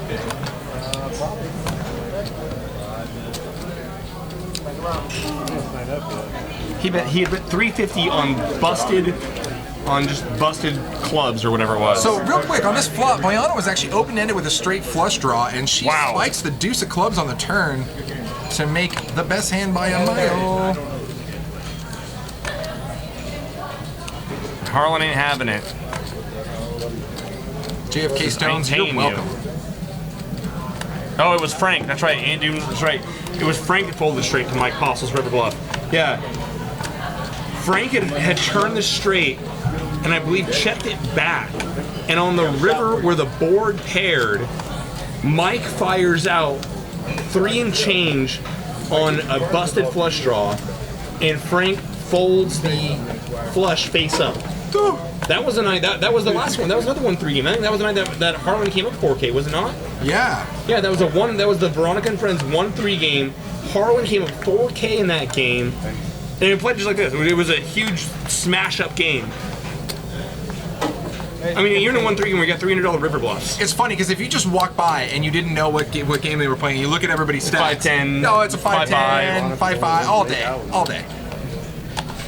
No, this is Buck Trey. Just a 1-3, and you're like, okay, well then I'll take the 1-2 then because I can't afford that game. So. Michael P. Here we go. Under the gun, makes it 15 to go. Ace 10 off. Gets calls from Nate and AD.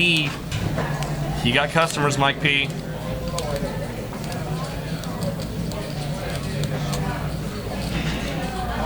Oh, AD makes it. I'm sorry, he re-raised to 35 out of the cutoff. Mike and Nathan call, and now we have a three-way 3-bet pot with AD in position. King 3-10 on the flop. And AD flops the best of it. He spikes that king. With possible backdoor spade draw as well. Mike P spikes second pair here with his 10, best kicker. So he's going to call the 50. AD fires 50. Mike P calls it. Nate's got backdoor nuts. Sounds a little interesting, but okay. Oh, he's gone. Gets away. Boom, 5 on the turn. No help to anybody.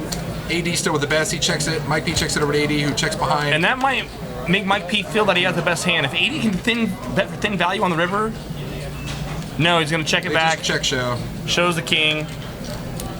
I think if AD had bet the river there, I think if AD had bet river after he checked back the turn, I think Mike pays him off. Yeah. Oh, and I think it's pretty standard. Oh yeah, why not? Because I mean, he could have a variety of things. He could have like a possible flush draw, a possible straight draw, and none of that ended up getting there. 8s, 9s, all sorts of like weird ace-x hands he could have 3-bet with as well. So guys, I'm not even gonna lie, we have a little bit of a special treat tonight. We actually have a little bit of OT. We have 10 minutes of overtime, so you know, just you're gonna get a little taste. Oh, it happened right now. You were not here. You weren't a part of it. 10 minutes of overtime because we can see the future, and then hopefully you get in this game, and then it's your 10 minutes of fame, bro. Whee! Sorry, I should have done that like a broadcaster. This just in. OT! OT or riot, it worked, man. We got a little bit of OT, just a small glimpse.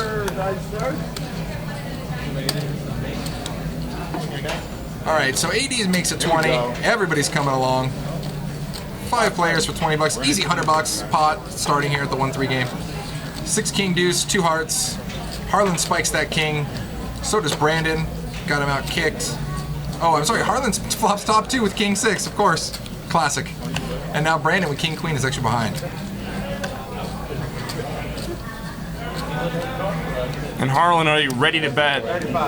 Slides out what looked like, what, 45? 55? 35. I'll guess right one of these times. $35 bet from Harlan on top 2. Brandon calls. And Lane is not done with 2 8s. 9 of hearts come off. Is Lane going to try to bluff a heart here? Overcalling on the flop. He should have a lot of draws here. And Brandon is now going to lead into Harlan. I don't know what's happening anymore. This is... And hearts do get there, so I mean, this may or may not slow down Harlan. It's slowing down a little bit. He's going to call. He's going to flat call. AD is going to call as well. Oh, AD's still in the pot. I know, yeah. We're catching up with graphics here, guys. I'm lost. Gamble. Catching up with some graphics. So bet 100 here right off the bat from Brandon. And AD had 7-8. I can't see the river. It's on there. The river's 3, so AD missed. He's not going to be anywhere in this pot. Harlan is going to make the call, and I think AD is just going to insta-muck, and he does. And Harlan with 2 pairs is going to be good. Props to Brandon for taking in the aggressive line and turning his hand almost into a bluff there when the heart comes off after check calling the flop. And Harlan's got a Harlan hand. Is that an actual poker term in the book, a Harlan hand? Harlan hand. So 2, 4, 4, 6. Clunkers that get there. It's a Harlan hand. Harlan's been crushing it, man. Harlan owns souls. Owns souls, breaks hearts. In a good way, in a good way. Oh my God. What a game. Absolutely. Look at those stacks. Stacks on stacks on stacks.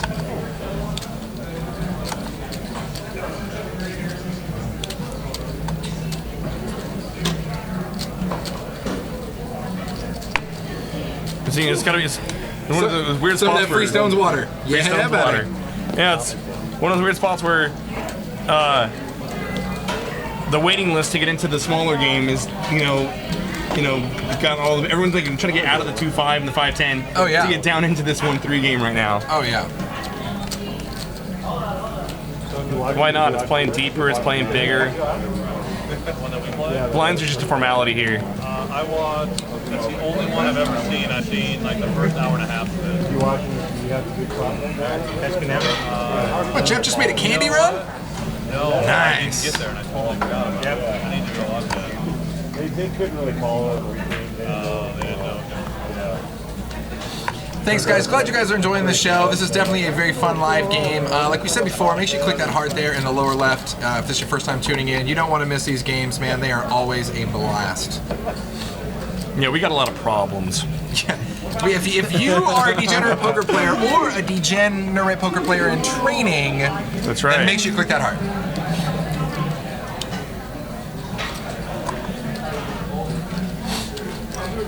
All right, and Jeff coming in. Nate makes it 25 with 7 deuce. Not the first time we've seen Nate get splashy with 7 deuce. Jeff's gonna make the call here. You see a little piece of 80 die when he folded the ace-4 there? He's just like looking at him like, oh god. Can I really lay this down? This is so good so often. All right, let's see if 7 deuce gets spunky. It does not. 8, 10, 8 on the flop. Everybody misses. Jeff in the lead here with queen high. Oh, the chat. Inside straight draw for Jeff. It's been a while since we've seen some good cards. These hands are all Harlan hands. The chat is always good times. All right, checks around. And jack on the turn. Or was there a bet on the flop? There might have been a bet there. I think we might have missed that. So Jeff actually peels up with his jack here on the turn. And Nate is going to take the check call lead line with the 7 Dewey. Mind you, they are not playing the 7 deuce prop game. Nate is just saying, I want to break your heart. I want to ruin your day. I'm going to take the 7 deuce and I'm going to run it down your throat. Jeff's not having it though. He makes his hand on the turn and he calls. Nate finally realizes he can't get him off and checks it over. And just imagine this is going to go check, check. I do love that Nightbot also has the Veronica and Friends game listed as Veronica and Prisoners. That just makes me happy inside. Just saying. God, the 1-3 plays good here. It's fantastic. I mean, honestly, yeah. When I signing up for games or something, like, okay, what do you want? I'm like, well, I mean, I know that how juicy that 1-3 gets. You know what I mean? So I'm like, I literally think, do I actually have that bankroll on me to hop in that 1-3 right now, or am I limited to the 1-2? I only brought 2K with me. Can I play 1-3 today? I know, right? They're like, oh, yeah, you're gonna play 2-5. I'm like, no, just the 1-3, but I'm gonna need every dollar here. Barrels. Live 10 has been announced. And now we're back to straddles. 10 is live. 10 is live. Live 10 by Harlan. He's got some mystery cards. Over to Nate. 5-6. Easy money call.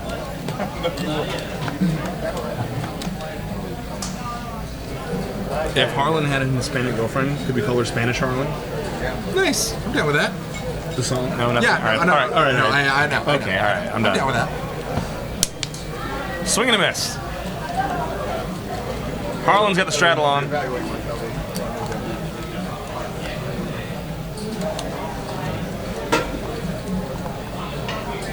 Everyone's limping the straddle. Harlan's option. Harlan's like, I'm gonna enjoy this pho back here. Hanging out. Jack 9-5, 2 clubs.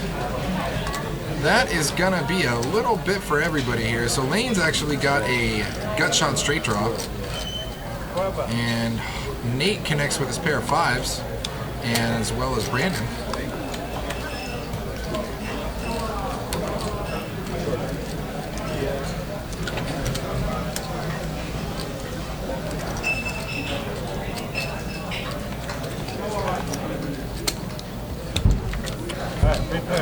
Six peels off here, so that's going to give Nate 2 pair.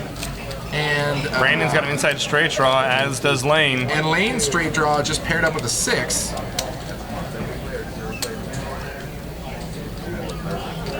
Multi-way action, and here comes Nate. Says eat it. My man. What? Oh, I was gonna. Oh, you said 20. Oh, okay. I heard TD. He said 20. So Brandon, insta-call here from Brandon. And Lane is cutting out some chips to make the call as well, it looks like. And he is. So look at this, 75 from all 3 players. Ooh, 9 on the river. Helps nobody. Best offensive line ever. And right now. That counterfeits Nate. Yeah, that does. So that's gonna be a chop now. Lane and Nate are now chopping with their 6s.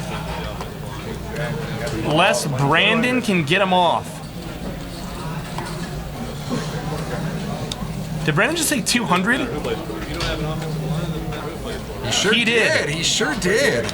And Brandon's gonna take the worst of it. Wow. And very casually slide out 200. And this should work. After Nate gets counterfeited, I don't see how he can call. Lane is not folded. Lane's thinking about it. Smells a little fishy, but I think that 9 was a great power card to fire this out.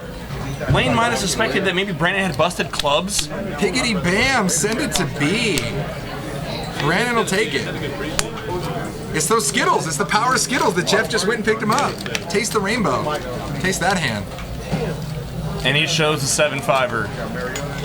So Brandon gets both other players off the chopping hand. Wow. This is wonderful. Whee! Good wide receiver too.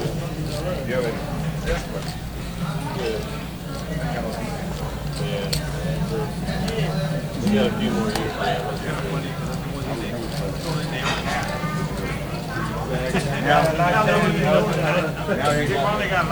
I love we even have people singing in the chat. See what I started? Tennis live, guys.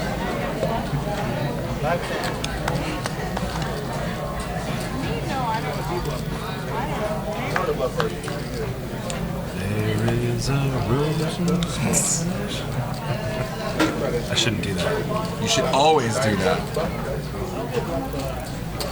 Raise it up to 20.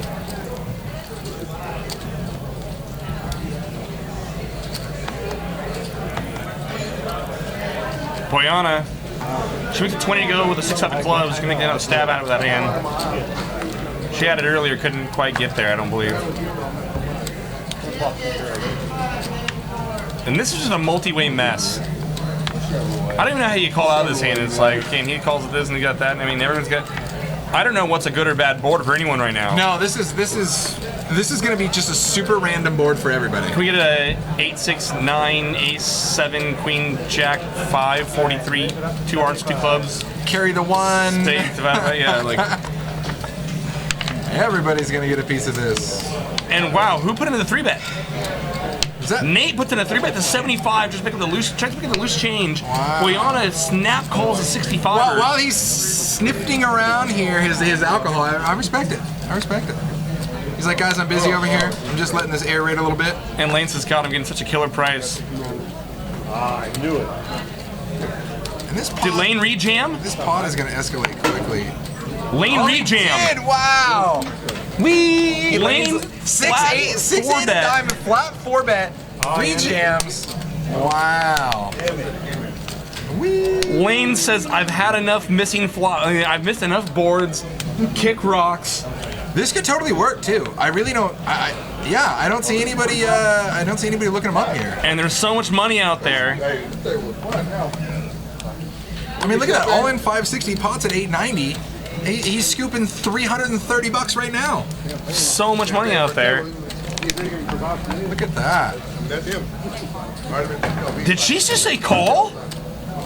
I think maybe she wanted to count. I don't know if she just called. Maybe she did. No. It's more than she thought it was, and then she finally gets away. Spunky, but not in that spot. I like this table already.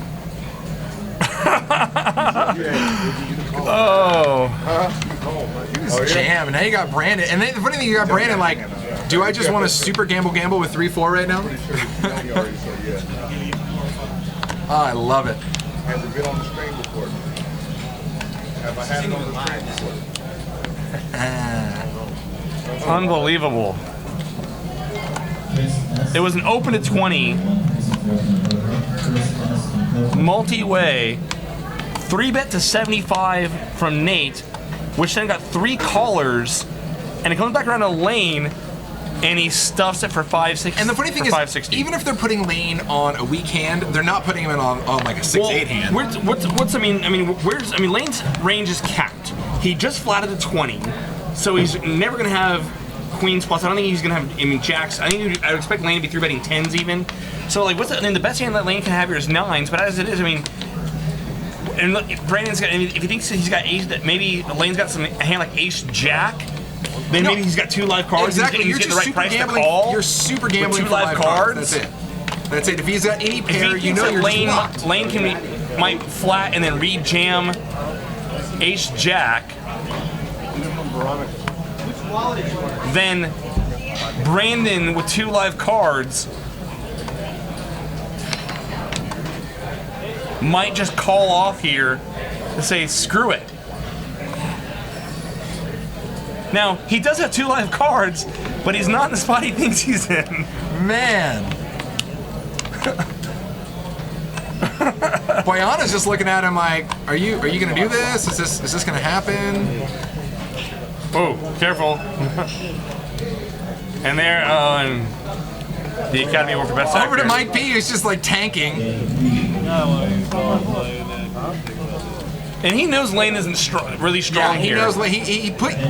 I think if Mike P had flatted a hand like King Queen, I would almost think that Mike might call off here. So yeah, Mike's Lane, and Lane's gonna take this down. You can breathe now, Lane. I almost want to see somebody rabbit this for $5 here. $5 rabbit. There it is. Shows it. 6, 8, 9. Everybody stands it. Yeah, now you got a rabbit.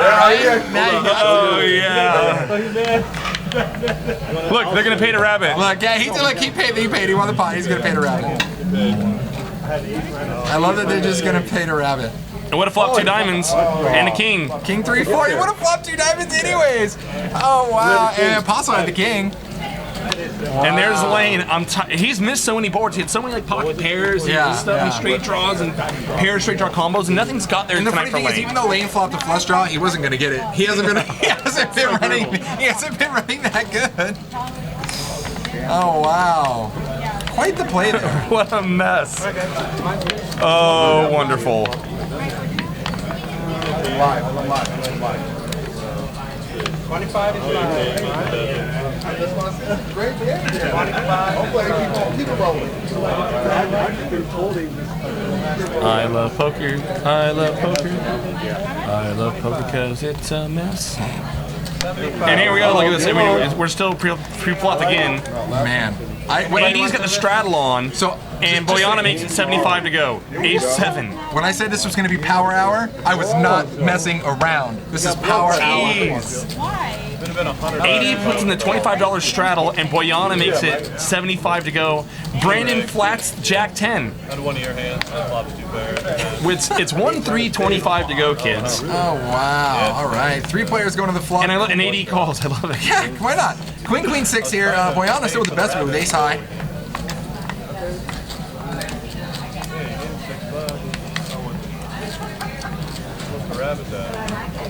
$229 in the pot.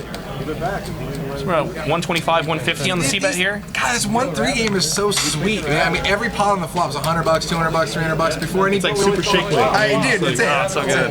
I thought that was like a Saturday Night Live skit the first time I saw that infomercial for Shake Weight. I really did not think it was real. No, it's yeah. And then I was like, you saw the SNL version. And then I saw the SNL version. I'm like, where you just get the Shake Weight DVD. You don't even get the Shake Weight. You just get to watch the commercial on repeat. Boyana puts in a super small c-bet here.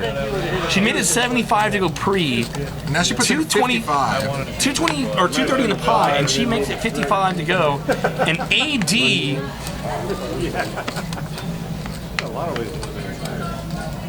And AD is going to come in for a raise, and I think he's going to check raise. He kind of sensed that small bet from her, and he is basically just putting in an information raise to see where he's at here.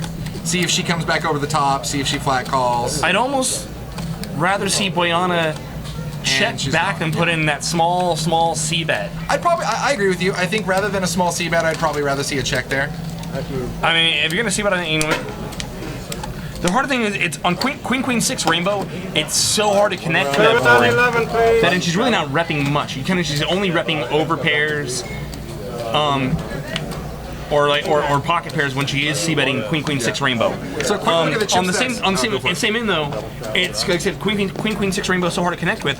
It's also incredibly likely that your opponent's missed.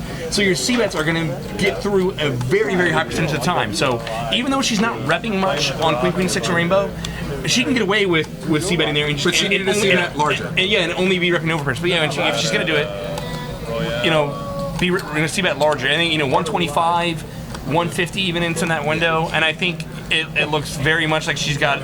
I mean, even she can summon an underpair under the queen. She doesn't necessarily have to only have king six there. Yeah. Jacks, tens are still going on Queen 6 are going to be so far out in front of your opponent's ranges that you can bet for value. The hard part is you're trying to get value from worse, but they're just going to fold anyway. I mean, yeah. And we took a look at the chip stack sizes there, guys. I kind of did a quick math add up, and it looks like we're around 13,000 right now on the table in play. 1-3, rock on. 13K in the 1-3 game. Standard.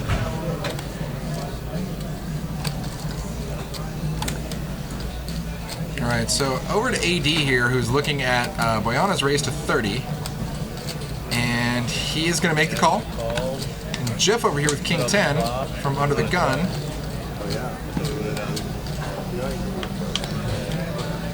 Stacking rack 12s, nothing makes yeah.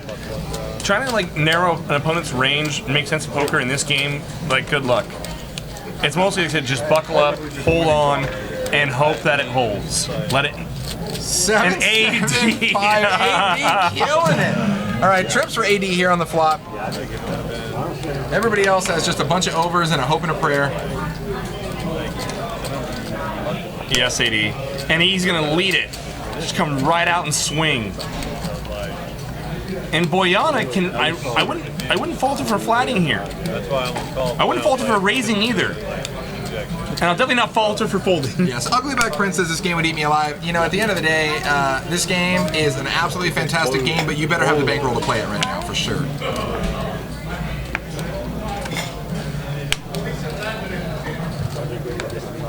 And look at Nate. Oh God, these guys. We talked about in the hand earlier, when AD had just stuffed it over Nate and Nate snapped off of the flush draw that was drawing dead. I mean, these guys have so much history together. And now look at this. This actually gives Nate a gut shot straight draw that would actually complete AD's full house and be null and void anyway. So AD with a check mark, Nate cannot win here.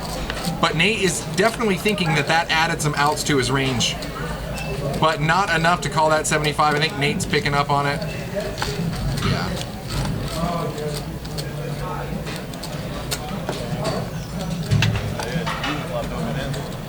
Babyface say tails as tight as right.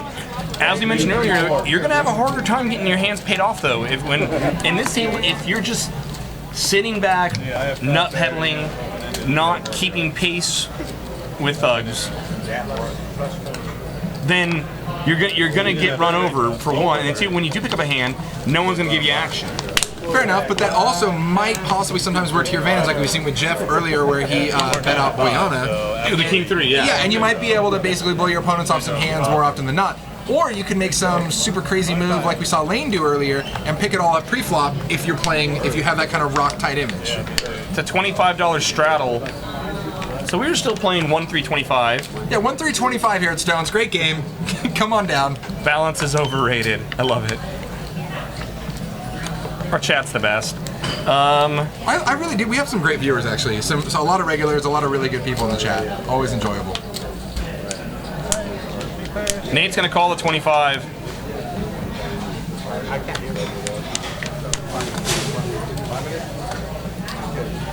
And a monster flop for Nate. Oh, man. Nate. Top pair and nut draw. Nate hits the world. And Nate's a guy who's been showing bluffs all night. Brandon's going to lead his pair of threes. 25.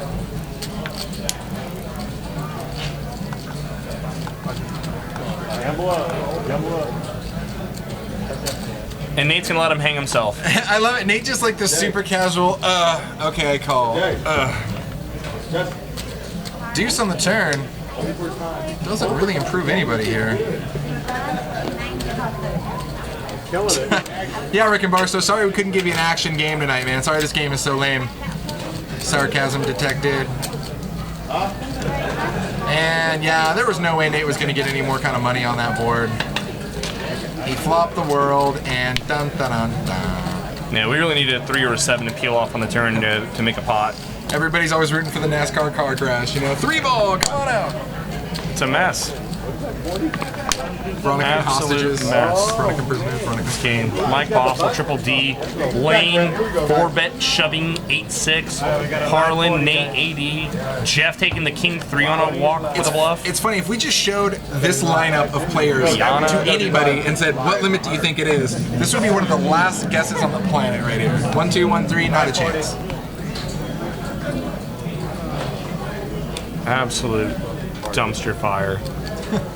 In the best possible way. It's beautiful. Yeah, that's that's a compliment. Dumpster fire, but like a fireworks were in the dumpster, so they're just shooting out everywhere, and you got to enjoy the show. Yeah, it's science. Not that I've ever done that. I have.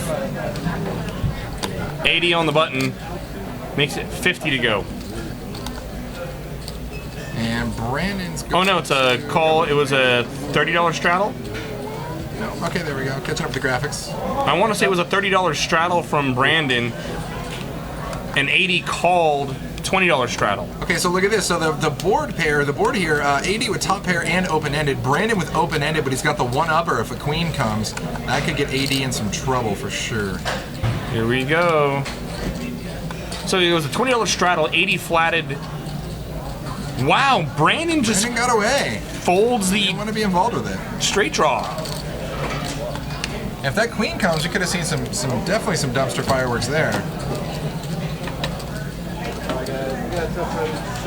Wilkinsong, how many times tonight has there been Jacks or better? Wait, twice. Listen. There we go. Yeah, did you hear that? He's like, everybody's going crazy over this game, guys. We're going to record for another few minutes. Don't worry about it.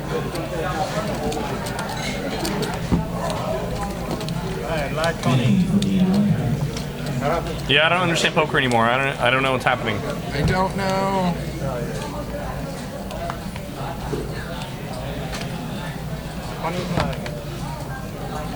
No, I think I've only seen 2 premium, or no, 3. There was aces dealt very early. Boyana had queens once, and I saw jacks once. Also from Boyana, I believe.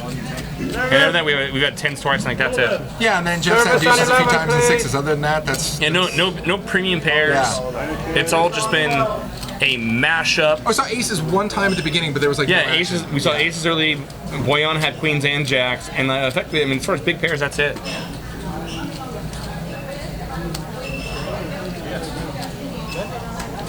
There you go, look. Veronica and Prisoners, there you go. Bale set 60 to 500 to get in the game.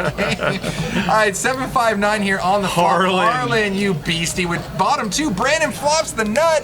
6-8 straight. Here we go. Whee! Fireworks time, guys. You wanted it. You and asked Nate's for got it. an inside straight draw backdoor clubs. First hand of overtime, and this is what we give you. Bring it on down. So Brandon does the initial check, as does Mike P. Harlan fires 55, and Nate and Brandon call. They just flat. Turn ace, no help to anybody. Looks like Brandon's gonna take the check call lead line. He's thinking about it.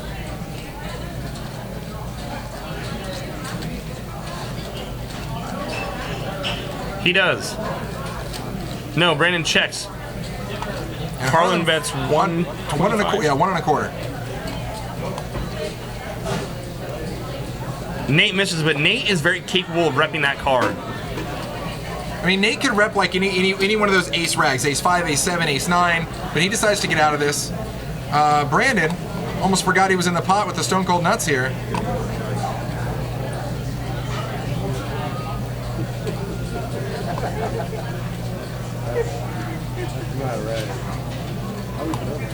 So 125, what's he going to do here to extract max value from Harlan? Is he going to raise here? At some point, yeah, you need to put 1 raise in this pot. if you just call here,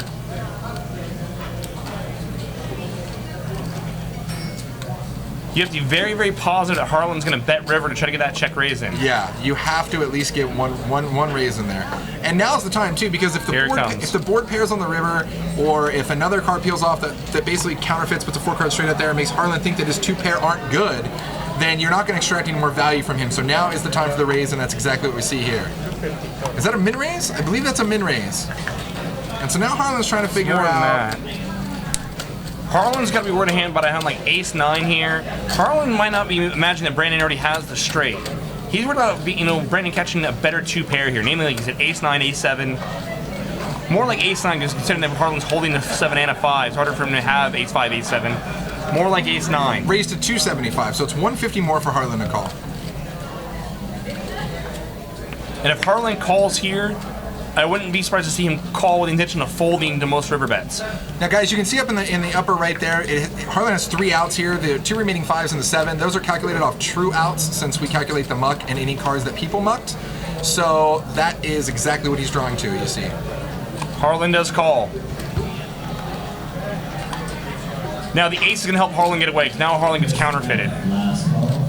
He's now losing to any 9 that Brandon might have been semi-bluffing with, hand like 9-8, 9-6. And now Harlan's got a pretty easy fold. Yeah. Now even like 9-10 beats him. I mean, now he can't. You can't have no part of that river. That river killed all the action for Brandon for sure. If that river peels off like a random deuce or something, I think he might be able to get a couple more bucks from Harlan, but not with that.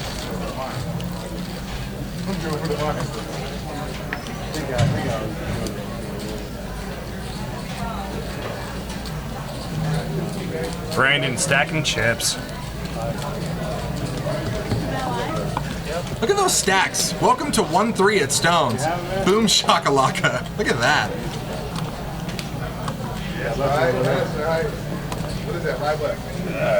And the chat, the players, the viewers, they love the 1-3. It plays deeper, plays looser. And you mentioned this earlier too. I think on some of the bigger games, the 5-10, the 10-25, you get a lot of people who are very in the zone, not talking, playing their straight poker, and I think the 1-3 game, it just has a much looser, friendlier atmosphere, more table talk, more kind of jamming, smiling, making moves on each other with 7 deuces like we've seen, things of that nature.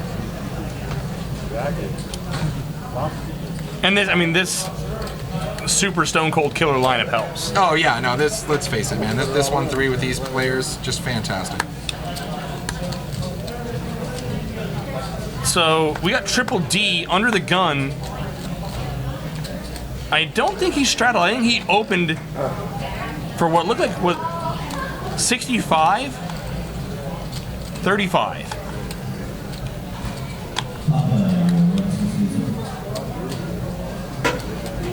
What a train wreck. Either way, AD is now put in the raise to 65. The graphic shows that he calls 35. It's a 65. It's 65. 45. Check that. I'm sorry, 45. And Triple D is jamming it. Jams it.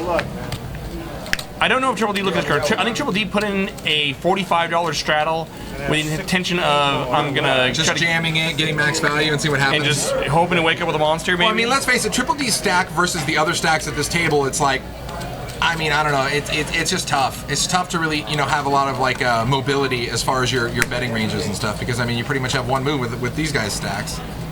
The graphic shows that Triple D's all in for 186. I don't think it's that much. I think it's more like 100. I think it's about 100. Which Nate has calls the 9-8 off. And now AD, who called 7 deuce suited, is reaching for more of those green $25 chips. Now he just calls. And so yeah, so let's see, so 75 plus the red. Yeah, you're right. I think it's just a hair over 100, something like that. About 100 and some change, $105 or whatever. I might have it's like 120-ish, 120. Yeah, I'm down with that. I'll take that.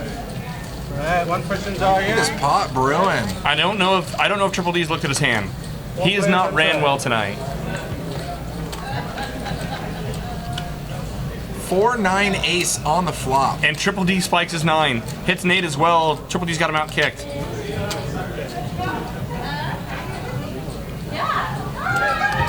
Copy, Bob. 4 on the turn. Mike P nails the 4. Trip 4s from Mr. Mike Postle, who put in 100 and change in pre-flop, 6-4 off. He read Harlan's book and said, "This is how you make money."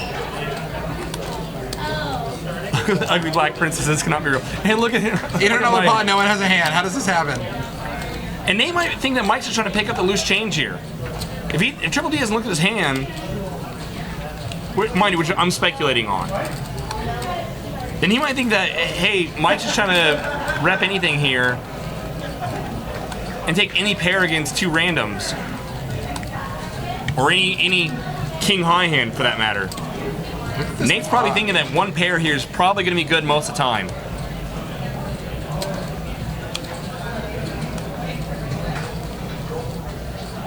Mike bets 130 into the side.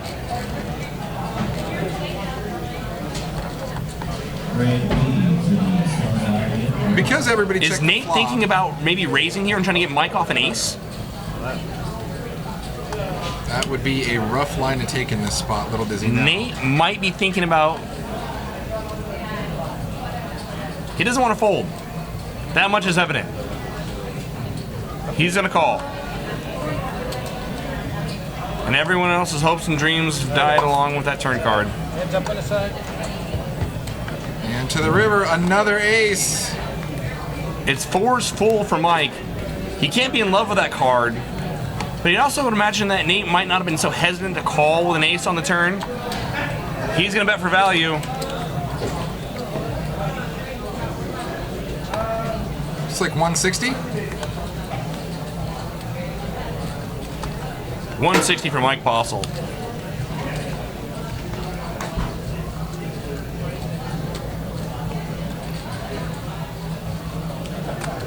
Yeah, I'm speculating on what people are thinking in this game. Oh my god, and here comes Nate. Wow.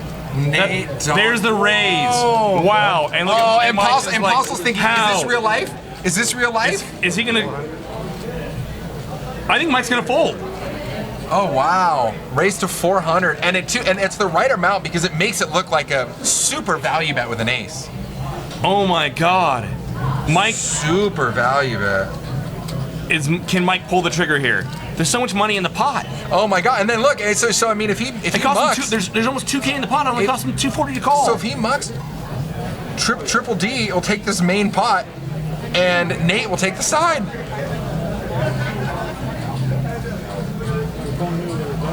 Oh my goodness! Triple D might. Oh, he makes the call. Mike makes the call. I was wow. so worried. I was so scared. Wow.